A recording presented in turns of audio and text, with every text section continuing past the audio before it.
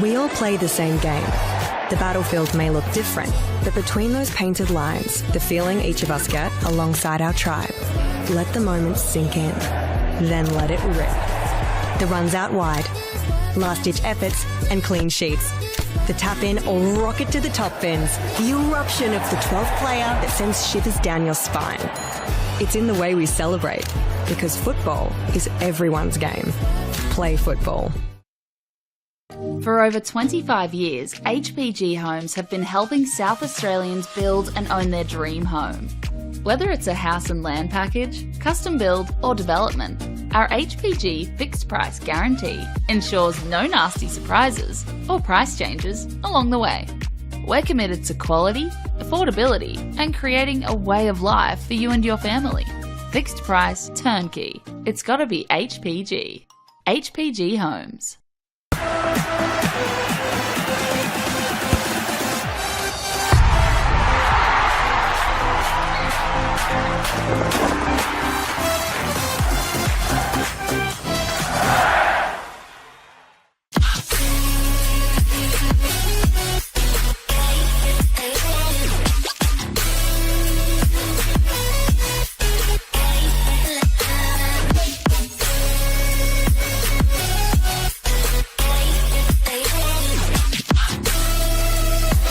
Puts in the penalty and wins the grand final for Campbelltown City.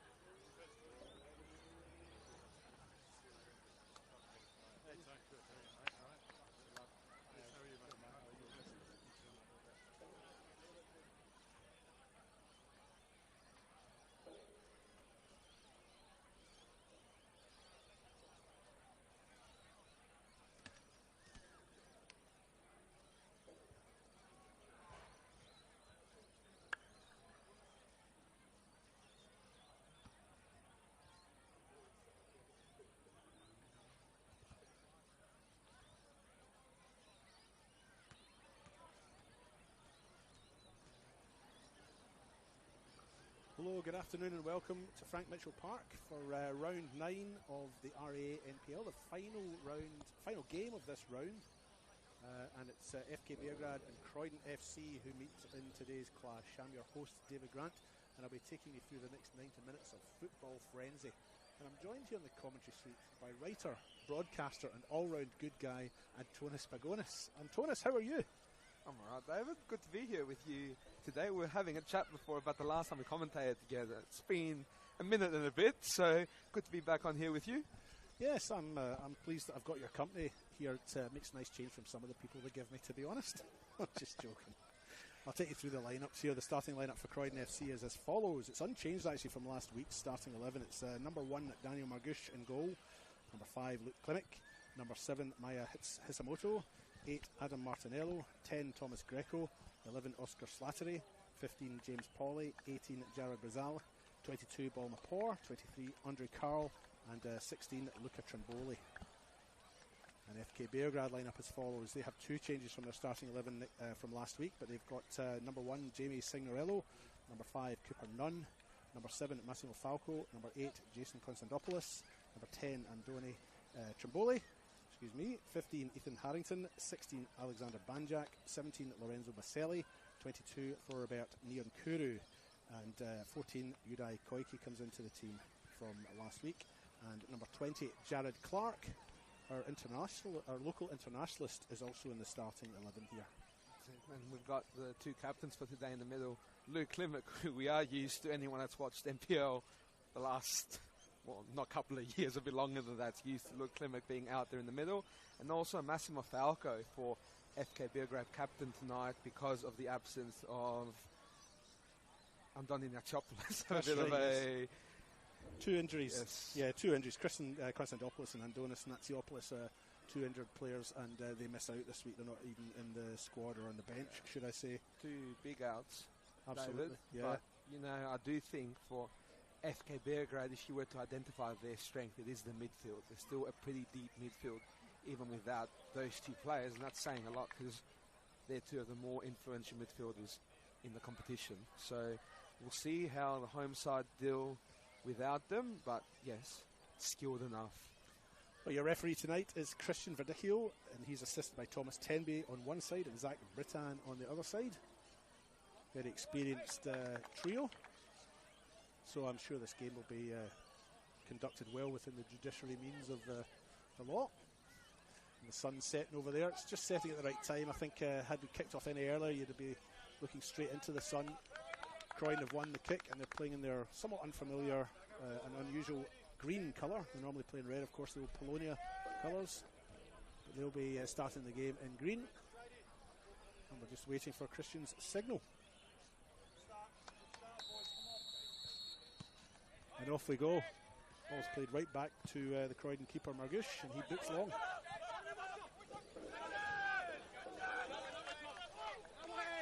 What are you expecting tonight then, Antonis? Have I asked you that question yet already? Or? Yeah, I think we had a bit of a chat off screen, but anyone can go online to have a look and how that went. But yeah, I think I said I'm expecting goals today. I'm not brave enough to call a winner quite yet, but yeah, 2 sides that will be fighting for those, I reckon, last couple of final spots. So it's a very crucial game. And again, where they are on the ladder, it shows you that either team can win it as the play restarts here on our near side with Beograd's captain for today, Massimo Falco. That's right, yeah. I mean, the top 6 make finals, right? It's a 12-team league, of course. And Croydon, the visitors here in green, are 6th. So they are just inside that top 6. And FK Beograd just outside. They're on 7th spot. Both teams on 12 points. And just goal difference separating the 2. Croydon have the +1. And FK Beograd have parity. They have, 0. Scored as many as they've conceded. Jared Clark collects the ball. Trimboli. Lapore says he goes for the ball. Linesman, or the assistant, should I say, disagrees. I keep getting in trouble off You're not going to have an issue today, David. For my old-fashioned phrases, I've always called him a linesman, so it's very difficult for me to change my ways. I think Danny Greystone from Metro Star says that done very well. He just goes Lino. Lino? Oh, works for everyone. Yeah, that's the way to do it. Cover all bases. Anyway, free kick here for Beograd. Jason Constantopoulos over it, looking into the sun. Has Baselli in the middle, Clark in the middle, and Trimboli in the middle. Opts to use neither, and the ball's comfortably intercepted by Luke Klimek. But Croydon failed to retain possession, and it's given up by Baselli, and they do get it back in the end. Constantopoulos now. Andre Carl gets a toe in. Goes to ground. I must say this pitch is in good condition still for this time of year. It's Often it's a pitch that can become a little bit poor as the season wears on, but it's still in good nick. Again, available to the general public, the pitch, so it does get through a bit of wear and tear as Beograd will win that throw on near side, near the end of the pitch. But yeah, as you said, it does go through a bit of wear and tear, but looks fantastic today. And we had a couple of games before, 3 games today, 18's reserves, and we had a Legends game just before this as well between Beograd and Croydon. So getting heavy use, some real good events from the club, but it's looking fantastic for this game as Alex Banjak will opt for the long throw here. And long throw he does right in towards the penalty spot. Target was Trimbola, didn't quite get to him. Baselli had a little bit of space, and the shot is eventually flicked in there by Udai Koike, but easily and comfortably stopped by Margush, really, there in the Croydon goal. Shows you what a weapon that long throw can be, because again, they got a shot on target from inside the box. It's almost a corner, isn't it, really? I think Tony Pulis Stoke City side can confirm that for you. Is that Rory Delap or something? I remember Rory Delap where defenders were kicking the ball out for a corner instead of a throw-in. Yeah. Because the advantage of it, the throw-in, of course, is you've got a different angle if you're further up that sideline. Again, you can also catch teams unprepared as well. Andre Carl on the far side gets his cross in. Well, that's collected by Jamie Signorello in the FK Beograd goal. With a hat today into the sun, and of course he's regained that number 1 position after Dakota Oxenham's gone off to Melbourne City. So stuck around with the club after losing that spot, and looks like he's made the right decision because it's his again. Yeah, he would have had he would not have been able to predict any of those early season changes, would he? You know, signed up expecting to be the number 1, and then in comes a keeper of Oxenham standing. Oxenham goes and plays in the national competition, the A-League, and Signorello comes back to reclaim his spot. And here's Margush at the other end. What can you tell me about Margush? Again, another one that's playing in the A-League, Adelaide United, Wanderers back in the local league, and he's a keeper of a high standard. And to have him in this level's fantastic for Croydon as they attack here with Slattery, who finds Polly. Yep, Polly down the left-hand side. He's got a couple of options in the middle. Doesn't quite get the cross in. It's blocked by Alexander Banjak, and it's a corner for Croydon. And just with Margush, their backup goalkeeper on the normal day is young Tumbika Kalua. He's not playing today. He's not on the bench, but he's a real up-and-coming star goalkeeper and a really good role model for him in the Croydon goals in Daniel Margush, Matthew Hoyth in goal today for Croydon. Yeah, Voith comes in as almost a third choice, I suppose, isn't he? But here comes the corner. Koike into the middle, right into the penalty spot, danger area. And Alexander Banjak, I think, was the player who had a half chance, to clear. And it comes out to Greco. For Croydon, he launches it in with his left foot to the back post. Wise play there by Koike to bring the ball back out this way rather than head it back across. There weren't many options. He still has it. Clark tries to get a foot in. It falls to Mapor. Mapor makes his way into the box. Left foot, right foot, left foot, right foot. And in the end, just shows a little bit too much. And it's collected by Signorello. Tell you what, though, I did not know Ball Mapor had that in him. Looked like a winger there, dribbling past the players, and gave a free kick off in the end. But we'd be playing this for a whole year on replay if he got a shot off and found the bottom corner. Yeah, well, he did well.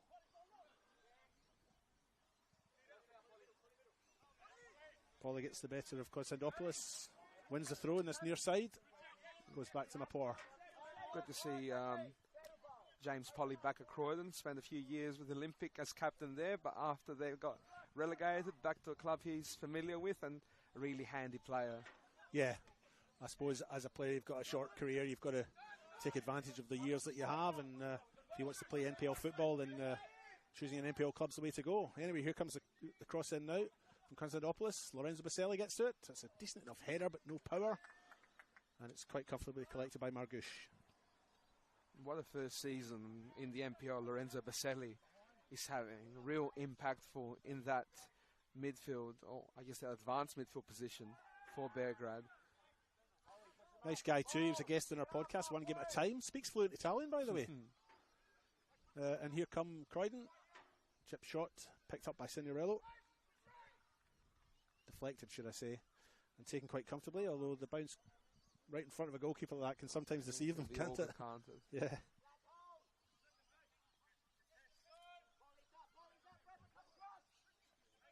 Signorello now with the kick. He lays the ball to ground. Carl offers a meagre challenge, but it's cleared quite comfortably. And Mapor with the header. Nyonkuru. Lovely ball over to the far side. It's Koike. He's on his left, flicks to his right, goes back to his left, crosses to the back post. Konstantinopoulos. Mapor clears from the line, as does Pauly in the end. Beograd still have it. Nyonkuru goes over to Koike again on the far side. He's on his right, but he'll maybe move to his left.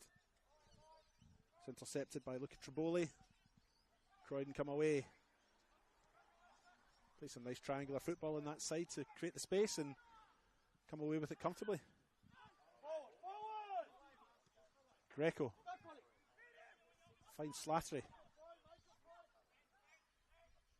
Slattery makes his way to the byline, but he's marshalled all the way there by Massimo Falco. And it goes out. It'll be another corner for Croydon. You want an enjoyable game early on, Dave. We're getting action on both ends. Both teams are playing confident football. I think we've had a really good start here as Croydon get another corner with Maya Hisamoto and put the last one in the good area. So Beograd have to be cautious here. Yeah, just 9 minutes in, but yeah, like you say, plenty of nice open flowing football as Croydon prepares to take this corner. Goes to the near post, and it's flicked on, and Signorello punches clear. Only to Mapor though, the new striker. Here's Greco on his left, to the back post. Chip back into the middle. Signorello takes it comfortably. It's almost a repeat of the last corner, Dave. It's just a lot more comfortable for Hisamoto there to get a second effort in. Greco with another long and deep ball into the box. Yeah, Hisamoto's popped up twice at that back post, hasn't he, to put the ball back into the middle from a Greco cross. And the first time Hisamoto decided to take the ball back out and sort of reset, but quite dangerous, that cross ball from Greco, wasn't it? It's got to be a bit cautious there, Beograd, because they know that Greco's got that ability in him, so they can't switch off even though they've cleared the initial effort. Thrown in the far side. Jared Brazal tidies up, goes back to his goalkeeper Margush, and he goes long. Oscar Slattery here faces Falco, tries to put the ball between his legs, doesn't manage it but does win the throw.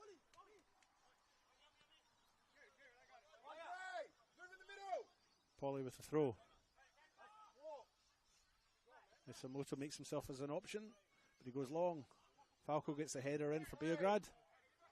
Verdico waves play on to the alleged foul on Greco. Pauly has it, chips forward. Hisamoto, but it's cleared up by Banjak, but they contrive to give it away again. Croydon have it. Klimek with the cross, back post, and Andre Carl tries to get his cross back in. It's blocked, and it's another corner. Is it for Croydon? I think goal kick. Yeah, I think it came off Carl. I think he hit into Banjak and he came back off him, but he's just so skilled with the ball, Andre Carl, for someone of. Yes, he's of a solid size, Andre Carl, but his ability with the ball is fantastic. He's really dangerous in that area. You could see he was planning on hitting that first time. He's definitely got that ability in him. Back under the way. Triboli flicks on for Baselli to chase. Mapor clears. Konstantinopoulos now has a little bit of space. Finds Baselli out wide on the right. Baselli cross into the back post. Koike was there. He didn't get his head to it, but he still has possession on the far side. Klimek follows him out there. And it's a throw-in.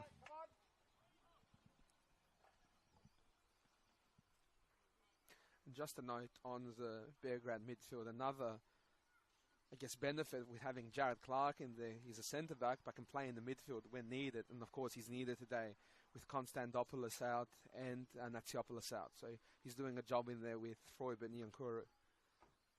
Yeah, Clark has spent a little bit of time on the bench this year, of course, and when he's come on off the bench, he has been deployed in a sort of sixth position, and that seems to be where he is today, right?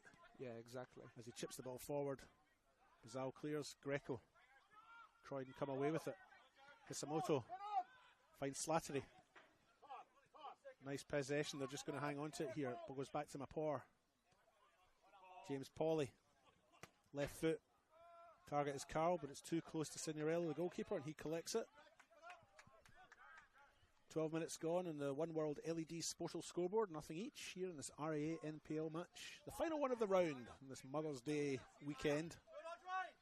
How is your mother, Antonis? My mother is very, very far away from here in Greece, the other side of the world. Happy Mother's Day to her. I doubt she's listening, but I'm sure she's tuned in. Hope she's having a good day. Yes.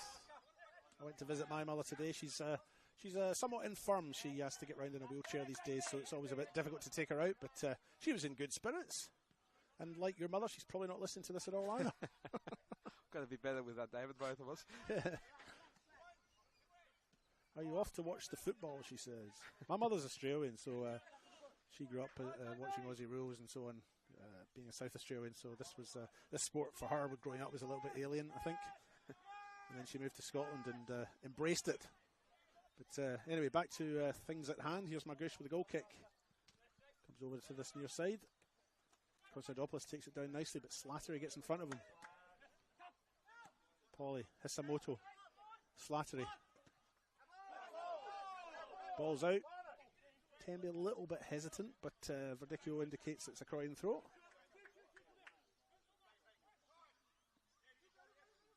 And back it goes to Mapor. He'll use Margush, the goalkeeper. Margush will maybe look to clear here. As we mentioned before, tight game this one. It's 6th versus 7th on the ladder. Separated only by goal difference. Just one goal as well. Croydon above their hosts on the ladder in 6th spot. Beograd 7th, both with 12 points.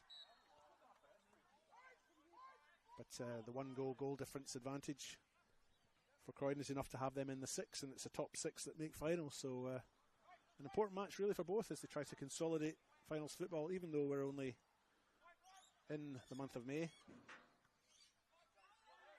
Here comes Trimboli, takes it down nicely. He's got Konstantopoulos on this other side.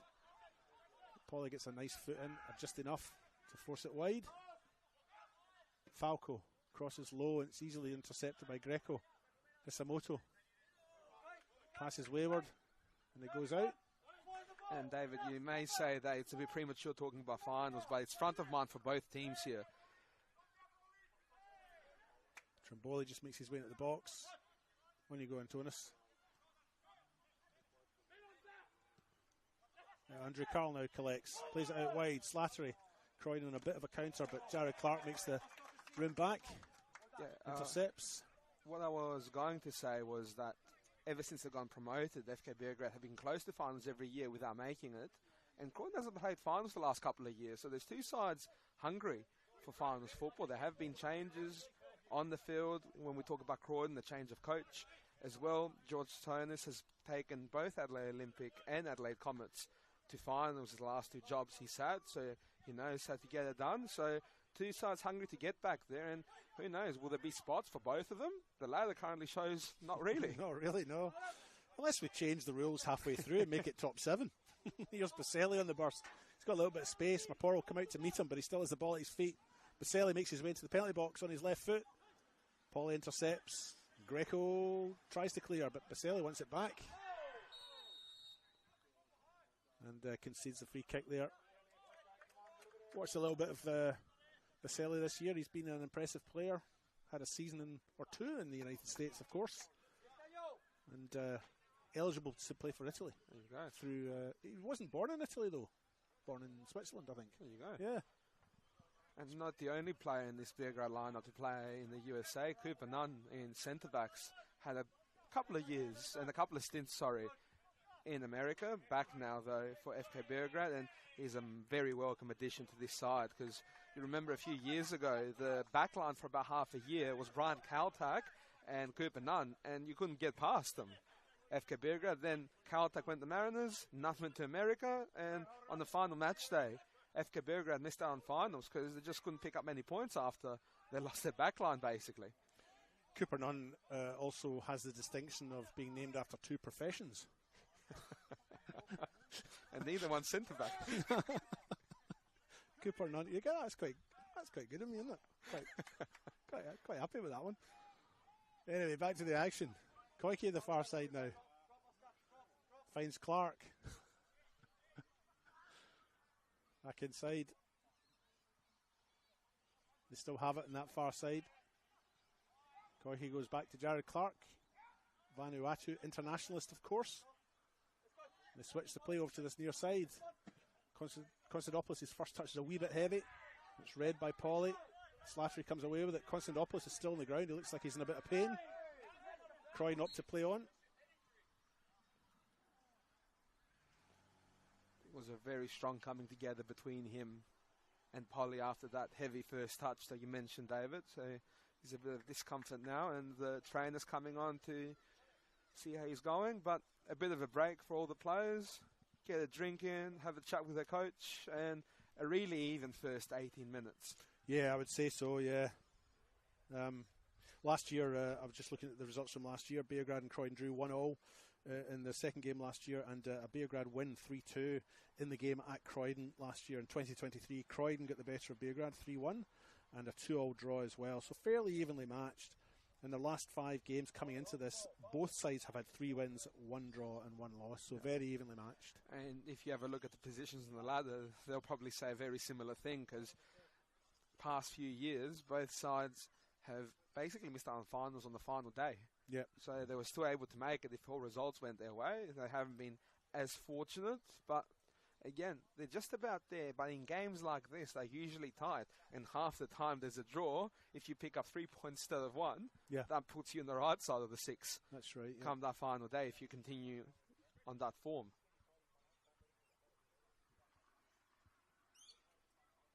Beograd's top goal scorer this season in the league so far is Lorenzo Baselli. He's got 3 goals. Trimboli has got 2. For Croydon, there are 2 players who both have 4 league goals each, Hasamoto and Passia John. He's on the bench today. Passia John on the bench, yeah. So you're top scorer on the bench. What luxury that must be. He had that. He scored, what was it, a couple of goals against Adelaide United and a couple of goals against Campbelltown. Yep. Really impressive when he's been on. Andre Carl's the known striker, if you like, and he's 1 goal behind them on 3 as the ball's taken down by Pauly here.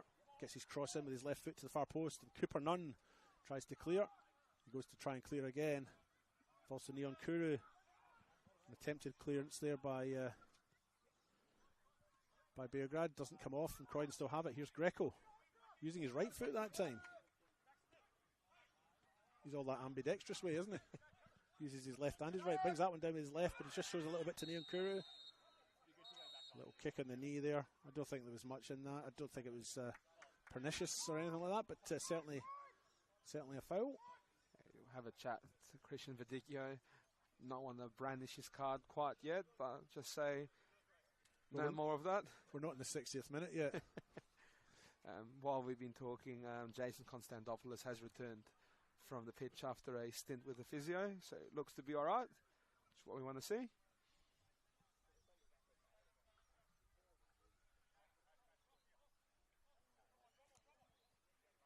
Alexander Banjak over the ball now, preparing to get us back underway.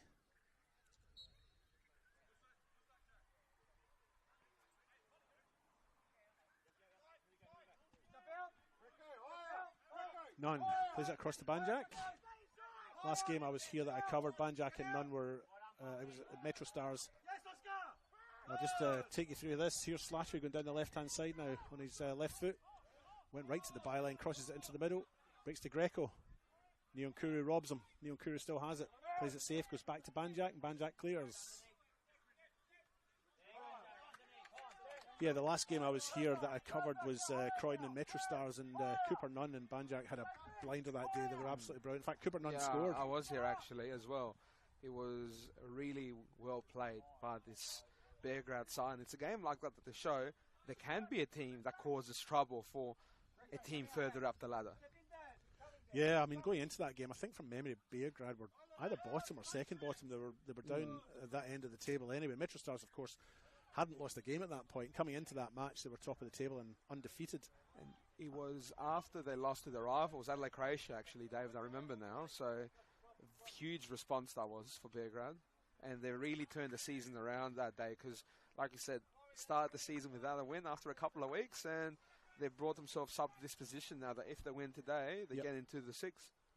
I think they were considering putting a plaque down at the point where Cooper Nunn scored just 6 yards out on this spot on such a date. You know, our season's turned around. It was certainly one of those occasions for them, I think.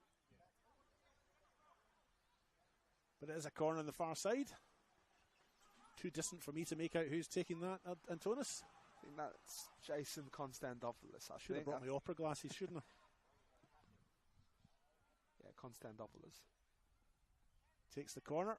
It's quite deep. Goes to the back post. Jared Clark's there, as is Slattery, and Slattery clears. And it'll be a throw-in. And I guess Alex Banjak's taking it, yeah. He's going to interrupt the warm-up of his teammates to take a nice long throw. Banjak with it. Goes right into the middle. Poor gets on, it's flicked on, but eventually it's cleared by Greco. Nyonkuru gets there first for Beograd.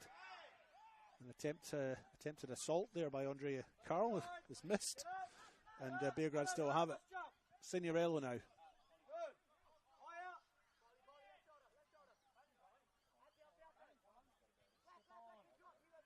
No pressure from Croydon, and Signorello takes his time.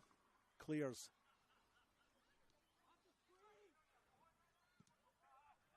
Long ball forward. One for Hisamoto to chase. He takes it down beautifully. He's on his right. He'll get his shot in, and he does. And it's off the post. What a chance. What a shot. Just millimetres away. Slattery finds Polly. Receives it back. Flicks it long. Falco takes it though and flicks back. Baselli goes to ground. They're playing on. Croydon on the far side now, looking to build on the right hand side.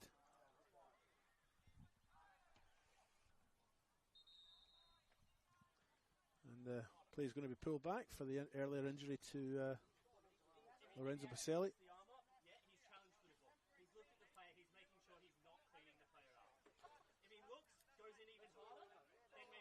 Baselli's back on his feet.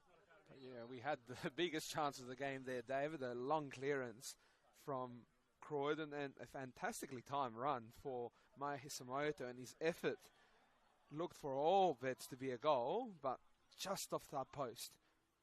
Yeah, inches away really. I mean, the rounded post. Do you know when I played we still had square posts? When I started we still had square posts. I mean, I played rugby when I was little, but you know, when I first started playing with square posts, so you couldn't, you know, with the bended post, of course, it's just give me a matter of inches. You know, you get it inside that post, and the angle of the post will take it in. So a bit unlucky. He certainly found the space really well, and the shot was a beauty, wasn't it? Another corner for their efforts there. Croydon, they've had a couple. Again, Hisamoto's had 2 corners on that side, and they've both been really good deliveries. So we'll see what he can do with the third one.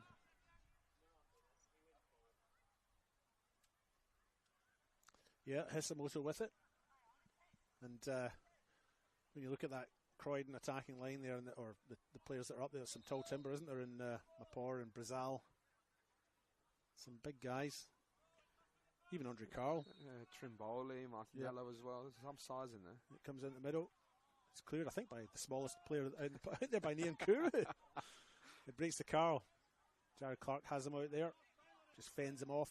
Forces him wide. And Trimboli robs him of it. Trimboli has it. Carl trying to get it back. Plays it back to his left back, who clears. Klimek comes out this side, finds Slattery.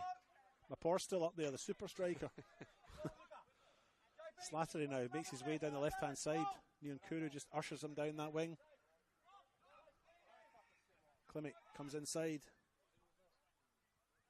Martinello goes out to Brazil.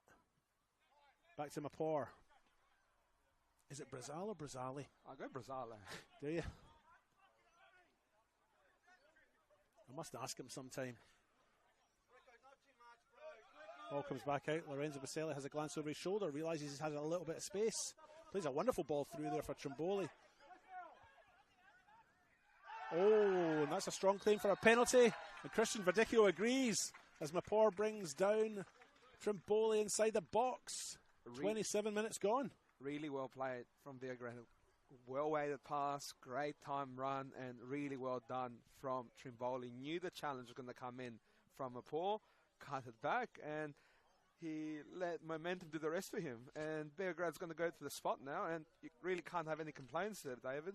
I'd have to say that's one of the finest little through balls I've seen this season. It was perfectly weighted by Lorenzo Baselli. The other one that comes to mind is the Hamish Gow through ball a few weeks ago for Metro Stars that led to a goal from...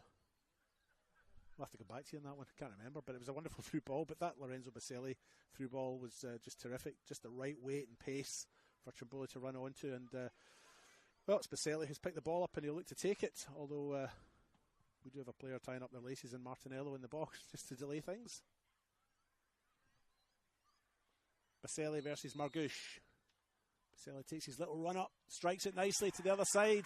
And FK Beograd are 1-0 up in the One World LED Sportal scoreboard. 28 minutes gone. And a penalty is now the difference between the two sides. 1-0. Look, in that move for Beograd, every single cog in that move played their part right. From winning the ball back, to the through ball, to how well timed the run was, to the cutback, knowing that tackle was coming in.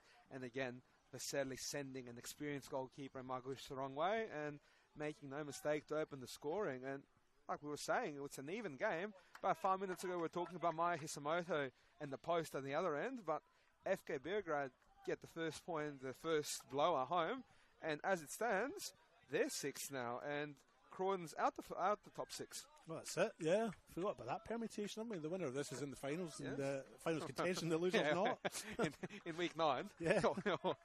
In fairness, a long way to go, but again, much nicer being in than out. Baselli scored last week, and his tally now is up to 4 for the season in the league. He's Beograd's top scorer now with those 4 goals. He's having some first season in the NPL. He is, yeah. Jared Clark, what's he doing up there? Still going, still has the ball at his feet. Well played. Okay, plays it into the middle to Trimboli.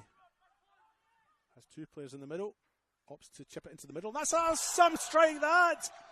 Is that Lorenzo Baselli? That's absolutely Lorenzo Baselli. My goodness. And I wish we could have the camera on the FK Beograd bench, because I reckon the reaction from that bench was harder than anything we saw in the crowd. That's an astonishing finish by Lorenzo Baselli. And again, who sets it up? I believe it's Antonio Trimboli with a cross. He won the penalty for Baselli, and a few minutes later puts it on the silver platter. But my God, the execution for that goal. As I said, I wish you could see the reaction on the Beograd bench, because it looks like something out of a Champions League semi-final. Yeah, that celebration. Baselli goes up to 5 goals for the season, almost immediately after he'd gone up to 4. So 2 goals in 2 minutes for Lorenzo Baselli. One from the penalty box in 29 minutes, and that one there in 30 minutes. And wow, that's stunned Croydon and ourselves. We'll have to go sit down now. And Baselli does the number 2 sign to the bench saying, I've got 2. And you know what, David? Sometimes there's some goals you just have to admit, yeah, that's a fantastic goal. You take your cap off. Doesn't matter if you're a neutral or position. It's fantastic. Hold on a second, Baselli again. Will he hit here? Just wide. That could have been 3. That would have been 3 goals in less than 3 minutes. I tell you what, we've only just hit the 31st minute mark. My mind went straight to Sadio Mane and a 3-minute hat-trick for Southampton all these years ago. My God, I can't believe we nearly got it here at the NPL, but get Lorenzo Baselli the ball. Imagine getting to this stage of the game and being disappointed you haven't scored your 3rd goal in 2 minutes. Oh dear. Well, it'll be interesting to see what Croydon do to try and recover from this. It's been fairly even contest up to this point, and you do wonder, if that Hisamoto shot just 10 minutes ago had gone in, the complexity of the game might have been completely different, but it didn't. And here we are, Beograd 2-0 to the good. And here's Thomas Greco. Plays in Carl, receives it back. Massimo Falco will just usher this one out. It's a game of moments, David. A penalty given away and then just a fantastic finish when you compare it to the poster down the other end.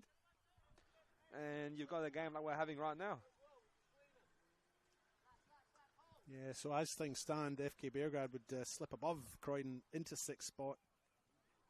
But of course, a long way to go. This is the it's the beauty of our game, isn't it, that anything can happen. You know, you have a 2-0 lead, and they do say 2-0 is the most dangerous of all the leads, don't they? So, and I wouldn't write this Croydon side off yet. They've certainly shown that they're capable. They just haven't quite managed in front of goal. They had their opportunities, but failed to take them at this point. So 2-0 down, all to play for. Here's Konstantopoulos. Lorenzo Baselli makes his way straight into the penalty box. Don't blame him. The ball comes into the middle. Baselli has it. Pops up though.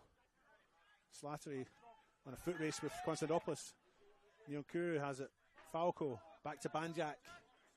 And Beograd look to rebuild. Cooper Nunn all the way back to his goalkeeper Signorello. And he clears.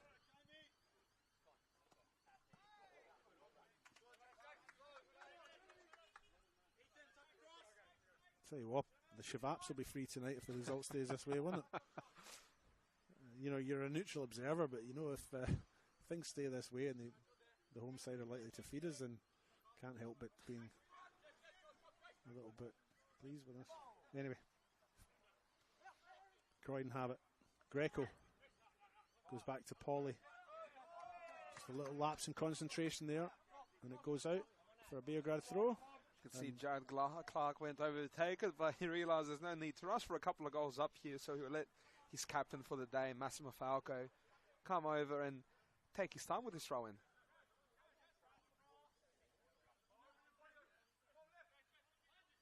He goes line, Baselli. For me, that was a little bit of a dive, I'll be honest, and it goes out for a throw-in. Pauly with it. Has his options down the line, opts to go inside to Greco, who's unmarked.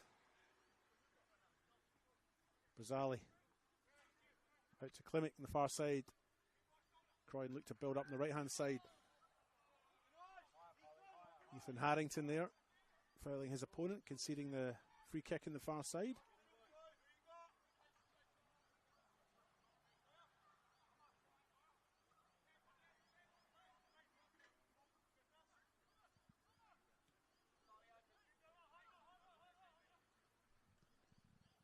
Margouche plays it out to his right back. Barzali, he goes long. Comfortably and solely taken by Neil Kuru. And it breaks down to Koike. Baselli having a fine game, isn't he? Everywhere, isn't he? There you go. He's going to win a foul here for his troubles too. I think that one was a trip. That was. And the first booking of the night. I think it's to Trimboli. Anthony Trimboli, a yellow card there. 35 minutes gone in the One World LED Sportal scoreboard. And the first booking of the night. I have to go watch it back to see who exactly was booked, because there were a few bodies around there. So it might be a task for half-time. That's true. Maybe if... we'll maybe get our researchers to message us and let us know. But I think it was Trimboli. But yeah, that's what I've noted down. But it's a free kick either way. Beograd take it. It's low to nobody really, and comfortably and easily cleared.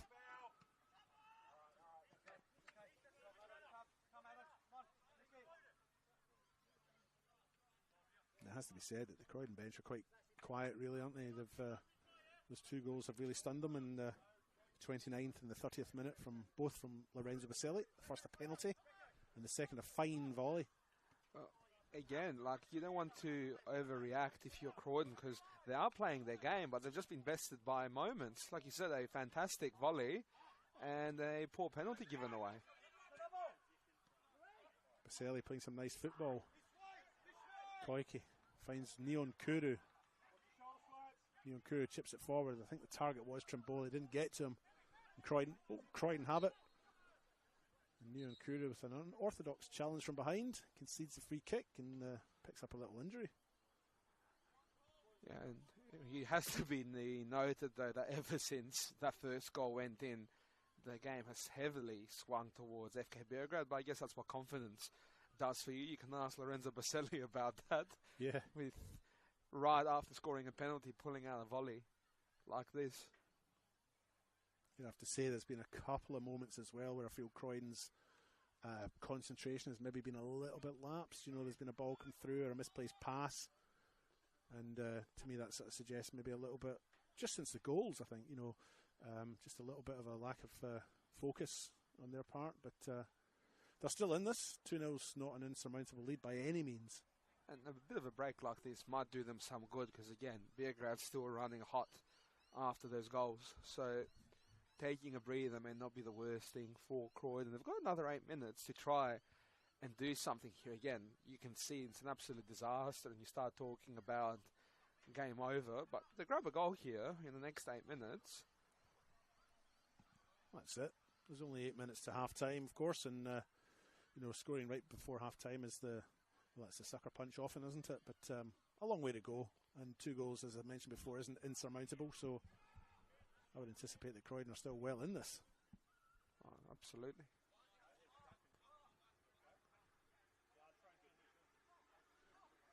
Free kick to be taken, Mapor takes it, finds Greco.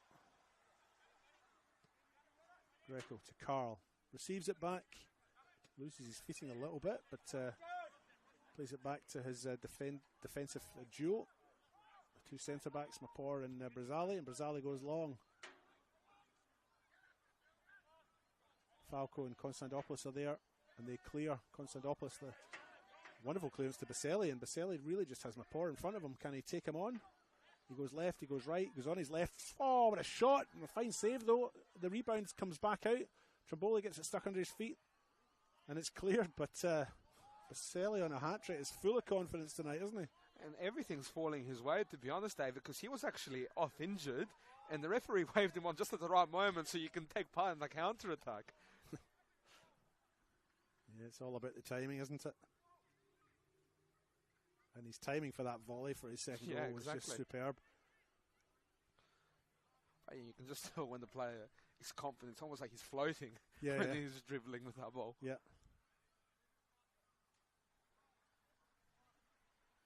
Going to get his back here.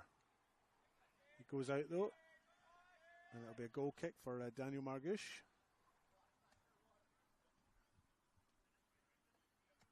If you've just joined us, we're 40 minutes in on the One World LED Sportal scoreboard. It's 2-0 for the host side, FK Beograd. 2 Lorenzo Baselli goals.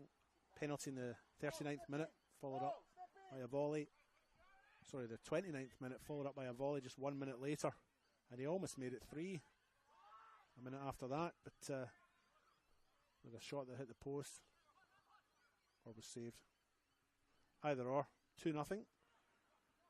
Croydon a bit rattled, but they've settled a bit better. Here's Andre Carl in the run. Doesn't quite get his foot to it. Signorello knows that was maybe a bit of an error on his part. Looks to the heavens, but the ball's cleared. That's how quickly the game can change, because, Andre Carl gets a solid footing there, and he's passing into an empty net, and suddenly we're talking 2-1. That's it. Klimek with the ball here. It's the throw-in. Cooper Nunn clears with his head. Neon Kuru chips long. One for Tramboli to chase, but Mapor gets there first. Baselli with the clearance in the end. Daniel Margush comes out and, safety first, really, wasn't it? And again, as a keeper that has conceded a couple, that's playing on his mind too. He doesn't want anything to do with the ball there. Get it away, avoid all risk. Safety first, and a wise decision, I think, too. Falco with the throw-in now in this near side. Konstantopoulos has to use his head. Banjak and Nunn combine. And FK Beograd have it. That's a poor ball though, and it's well read by Luca Tramboli on that far side, and he intercepts for Croydon, who win the throw. It's going to keep the concentration up. Beograd, they've got about 5 or so minutes, if you include injury time, but they can't give up the ball that easily in the back line like that with a few minutes to go with a 2-goal lead. None with the clearance. Comes all the way back to Balmaport. He chips into the box. One for Klimek, of all people, to chase. But Beograd have it. Baselli tries to get the ball, can't quite get it under control. And eventually it comes to Jared Clark. Tramboli has Konstantopoulos out wide here, but opts to go shorter to Falco. Falco plays it back to Tramboli. Mapor clears though. Greco has it now for Croydon.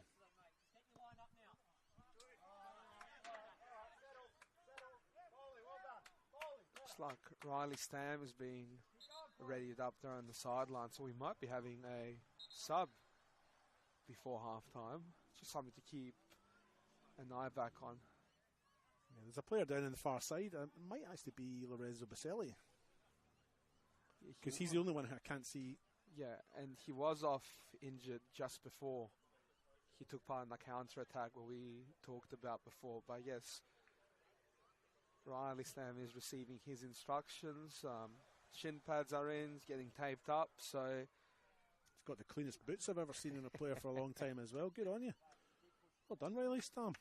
Back in my day, you had to clean your boots. That was one of the things our coaches made sure. If you turned up with dirty boots, you got into trouble, fined or whatever. Mind you, that was back in the days when it was the old leather boots. You know, they got dirtier a lot easier. But Riley Stam now looking ready to come on.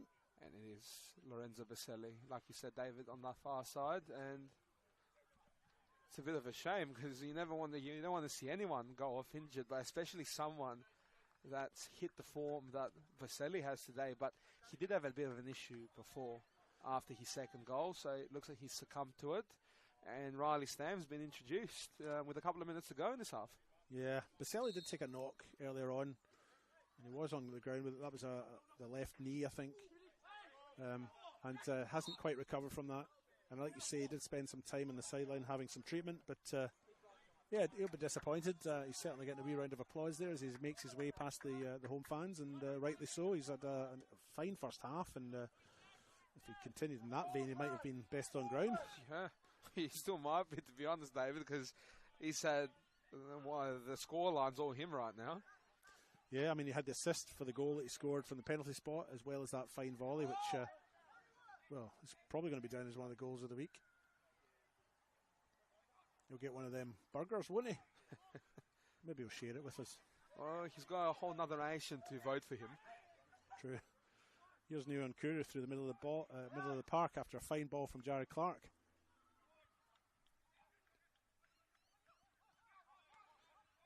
We get to see Riley Stamp his authority up front. You know, he's had a little bit of bad luck with form and injury, really, hasn't he? And so had where do you go? It is a very handy inclusion to bring off the bench. Someone that has been the top scorer in State League One, has had a run with Adelaide United as well, but like you said, hasn't been his past 12 months when it comes to luck and injury. So good to see him get a positive move, but hopefully we can see him get some consistent minutes and a few goals. Nice guy too. He was at the game at Mount Barker yesterday. Watching his brother plays for the reserves, Liam Stam. Adelaide United and Playford both played out, well, I don't say they both played out a 3-1 game. They played out a 3-1 game, 3-1 result there, and a great result for Playford, really, wasn't it? You were there yourself, and a fine performance by Ben Moore's troops to win the points up there. Takes them up to, I think, third in the table. They jumped Adelaide United, actually, similar case to the one we have today. So that's it. Really beat Adelaide United in their own game. So really impressive first season back in the NPL. They're having a first time in 20 years they've been back here, and then making up for lost time. Yeah, absolutely, yeah. Ooh, that was tight there as Riley Stam raced in. Mapor has it at his feet now. Stam makes good backtracking, and but Croydon still have it. Slattery misses the header. Banjak clears. Stam versus Mapor. Mapor wins it.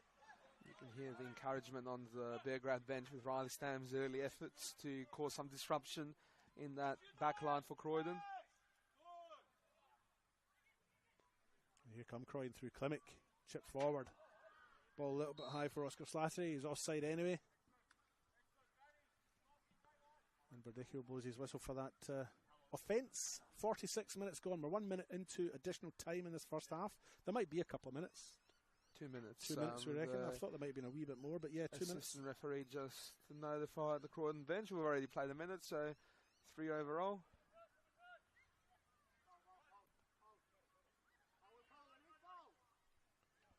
Goal kick for Jamie Signorello to take.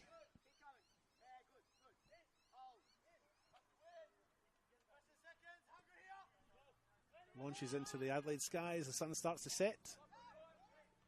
Neon Kuru. Koike. It only lands at Klimek's feet though, and Croydon have it. Here's Mapor. He goes long. Target is Andre Carl. Won't get to him. Cooper Nunn brings it down. Plays it back to his goalkeeper Signorello, who clears. Clark wins the header there. Massimo Falco nods on for Clark. The referee, Christian Verdicchio, indicates an infringement there in favour of Croydon, and they'll get the free kick. Adam Martinello over it.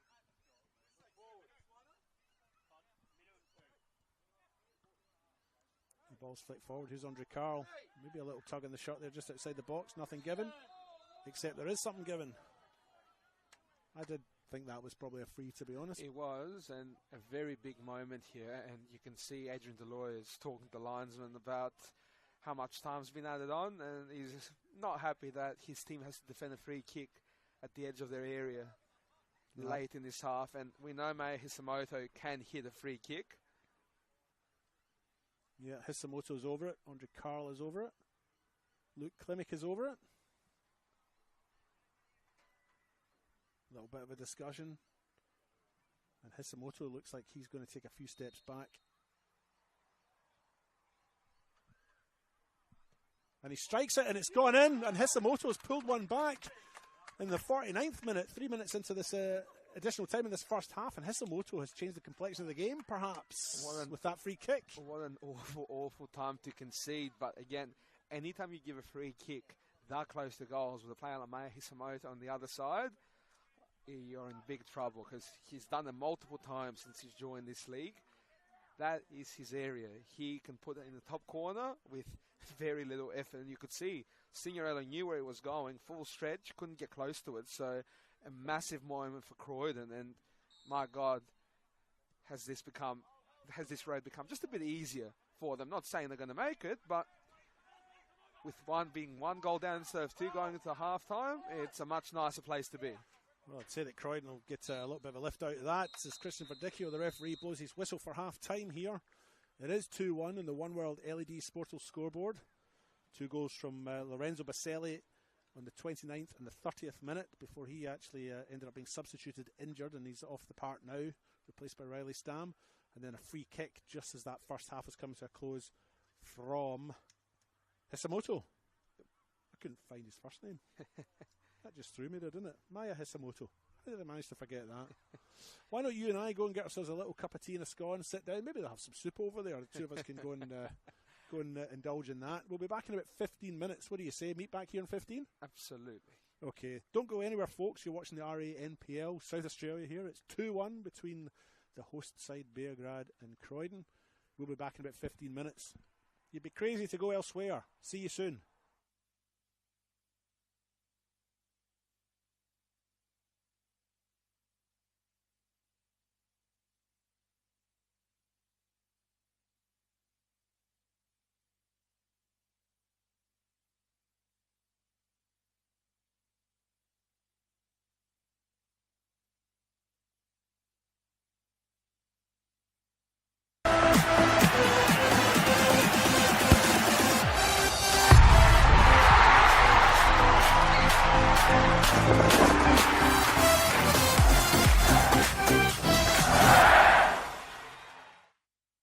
For over 25 years, HPG Homes have been helping South Australians build and own their dream home. Whether it's a house and land package, custom build or development, our HPG fixed price guarantee ensures no nasty surprises or price changes along the way. We're committed to quality, affordability and creating a way of life for you and your family. Fixed price turnkey. It's gotta be HPG. HPG Homes. Hi, Stephen Curry here. Way too many Australians are seriously injured or die on our roads, and everyone has a right to get home safe every day, no exceptions. Let's champion road safety for all our sakes. Remove distractions, keep your phone out of sight, don't speed, drive tired or under the influence, and talk with friends and family about staying safe on the road. For more info, visit the website, take the pledge and wear a yellow ribbon on yourself or your car to show your support. Let's all stay safe out there. We all play the same game. The battlefield may look different, but between those painted lines, the feeling each of us get alongside our tribe. Let the moment sink in, then let it rip. The run's out wide. last-ditch efforts and clean sheets. The tap-in or rocket to the top bins, the eruption of the 12th player that sends shivers down your spine. It's in the way we celebrate, because football is everyone's game. Play football.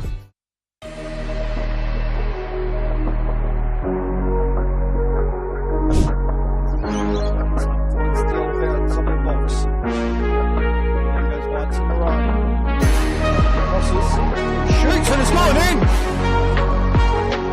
He has shot from near to the corner of the 18-yard box and Luke McGarry unable to pick that out, and that's gone in at the far post.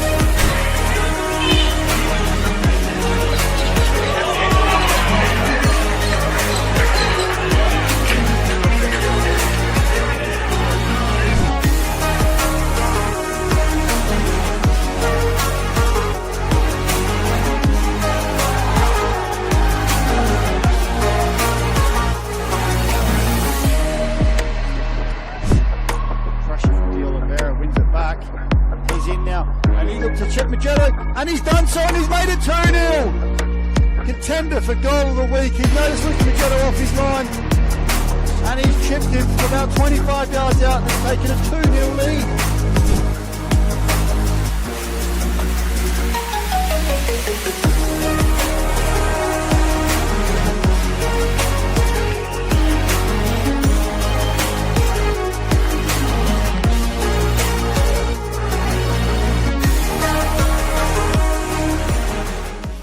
Hi, Stephen Curry here. Way too many Australians are seriously injured or die on our roads, and everyone has a right to get home safe every day, no exceptions. Let's champion road safety for all our sakes. Remove distractions, keep your phone out of sight, don't speed, drive tired or under the influence, and talk with friends and family about staying safe on the road.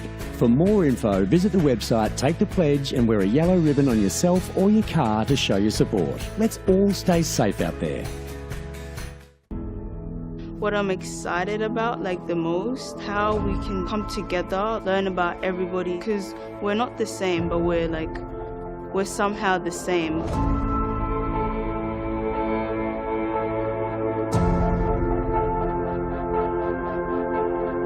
The community came to government to express their concerns about young people. It is our role to listen and it's our role to act. There's so many kids wanting to play the game from all walks of life.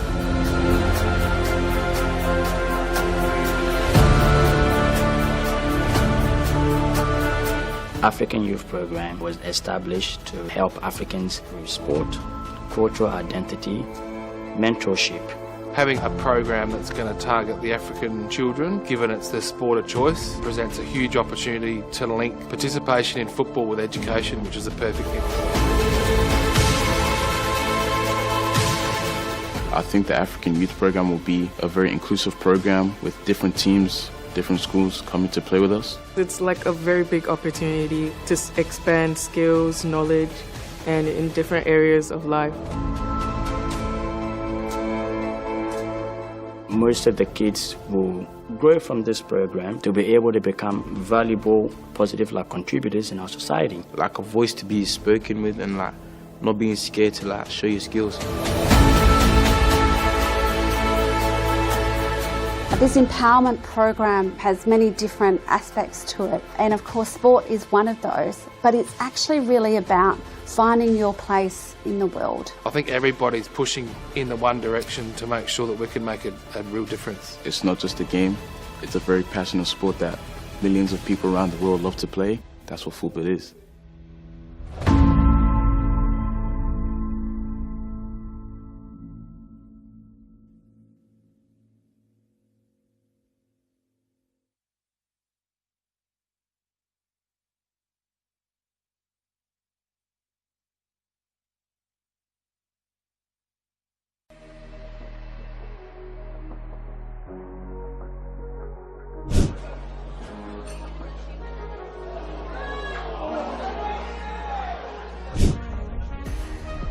Ryan with the free kick. Hands off Cameron Woodfins. Oh, what a save. What a save by Cody Ostry. Lining up. Sent into the area.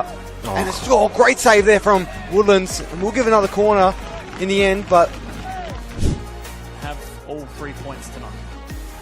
Although, still possible opportunities. Joy Kingburn with the header.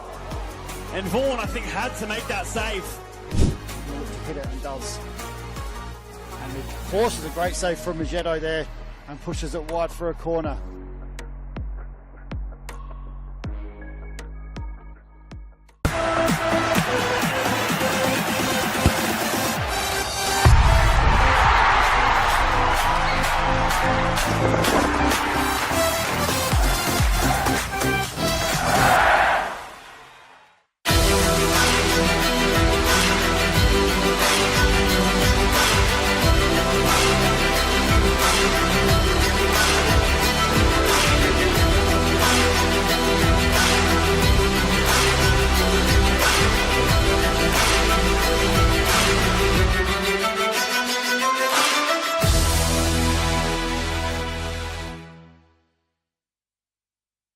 Whether it's a house and land package, custom build or development, our HPG fixed price guarantee ensures no nasty surprises or price changes along the way. Fixed price turnkey. It's gotta be HPG.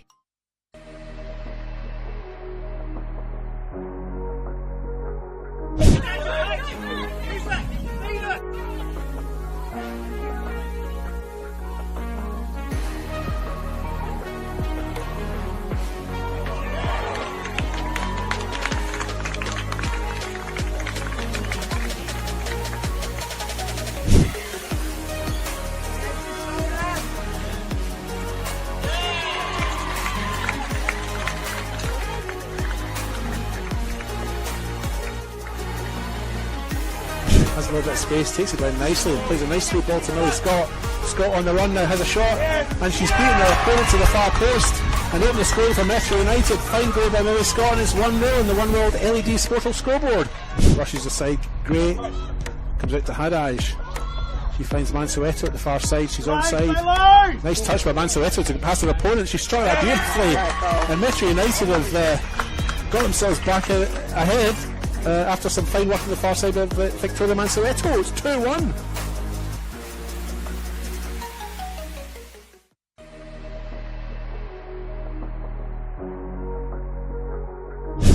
Back to Noto again, just putting a ball into the centre. Could this make it? Number 5. Good save from Lucas. That ball clipped over from Rojas. The flag has stayed down. Rojas to restore Flinders' lead. Saved. The edge of the penalty area, you would imagine. And the ball might break here. Box! Oh, great save, Jenner. It might still fall for Box.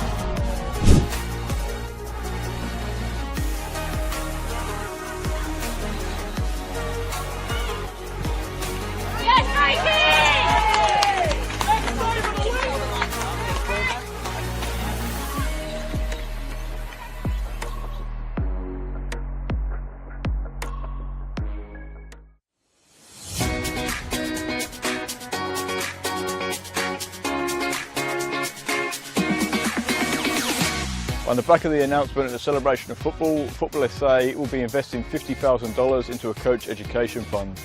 $35,000 will be invested into community coach education, which will see 19 courses at club venues and over 500 community coaches.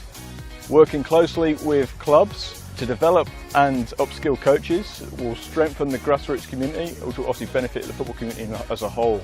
It can only be beneficial because most of the clubs, most of the coaches start off just as parents coaching their kids' teams, and they're learning on the job as much as the kids. So this would be perfect because not only would kids be getting coached, the coaches will be getting coached. As a club, we struggle to attract good coaches, and having this sort of funding coming our way will actually allow us to sort of offer more boys and girls out there to actually coach at the club.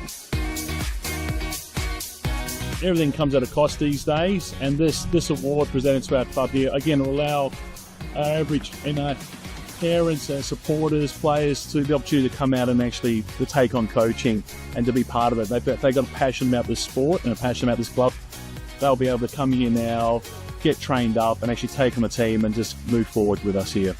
The remaining $15,000 will be invested into a joint initiative with Football SA, Adelaide United and PSV, where selected coaches and technical directors from South Australia will be given the professional development opportunity to go to PSV in October 2025. Once you get the bug for the coaching, you love it, and you love seeing the kids improve, especially the connection to your club. You want to see the kids come through at your club, and it's just a win-win for everyone.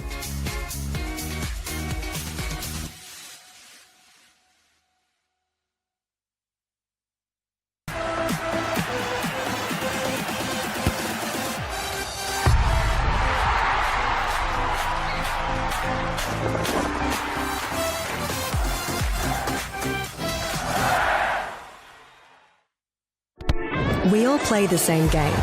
The battlefield may look different, but between those painted lines, the feeling each of us get alongside our tribe. Let the moment sink in, then let it rip. The runs out wide, last-ditch efforts and clean sheets. The tap-in or rocket to the top bins. The eruption of the 12th player that sends shivers down your spine. It's in the way we celebrate, because football is everyone's game. Play football.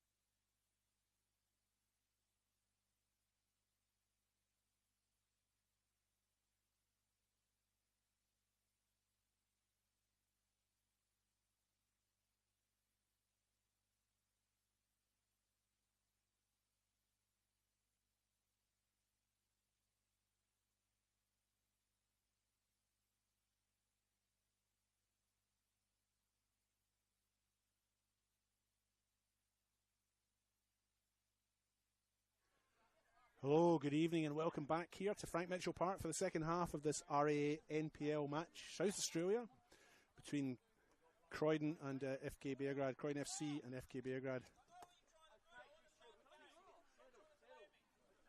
Christian Verdicchio keen to start the game, by all accounts there, and Croydon about to make a substitution. Passia John, the player down here, ready to come on. I think something about Passia John wasn't ready, and Christian Verdicchio wasn't happy with him coming on not ready, so Croydon's going to start with 10 because Passia John has been substituted on for Luca Trimboli, but he's not on quite yet, if you know what we mean. He's forgotten his socks. He's forgotten to put his socks on, so he's doing that just now. Once he's got his socks on, we'll be fine here, but we're back underway. And Klimek there fouled in the middle of the park.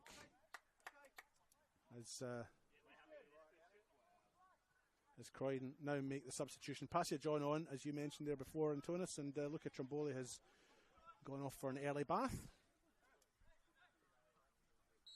Assuming it's a bath they have. It was a bath in my days. 12, 13 healthy men in a big pool of water together. Imagine these guys would be showering, wouldn't they? Here's Mapor. Comes through the middle of the park. Finds Hisamoto. He's a nice turn there. He's fouled by Cooper Nunn. But the referee correctly waves play on. Plays the advantage and opts not to pull it back. I thought he might have pulled it back after that, but he didn't. And the ball is collected by Jamie Signorello. Yeah, I reckon that's what the Croydon bench below us is wondering as well. Yeah, I mean, he certainly did the right thing, I think, in playing the advantage. But when the advantage wasn't there, you wonder if maybe the play should have been pulled back for the free kick. Again, the substitute, we mentioned Passia John is on. The top scorer, I believe you said before, David.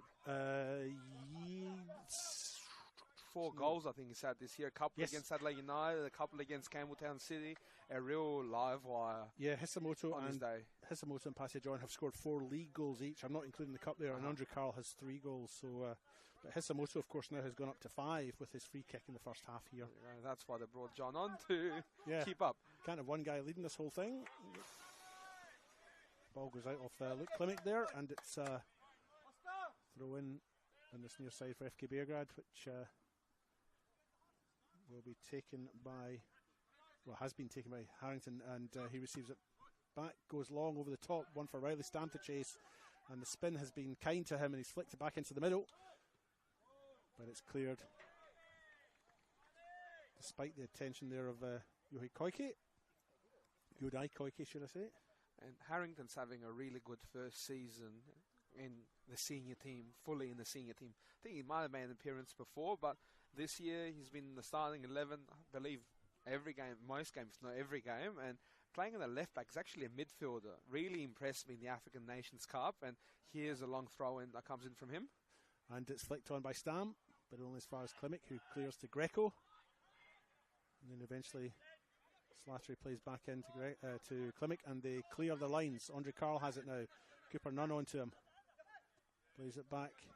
Greco receives eventually. Neon Kuro pays him some attention, but he squeezes the pass out to Balmapore now.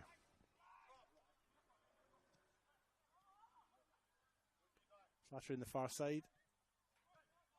Neon Kuro finds Trimboli, but Trimboli's first touch difficult, but goes out on the far side there for a throw in for Croydon, which they've now taken.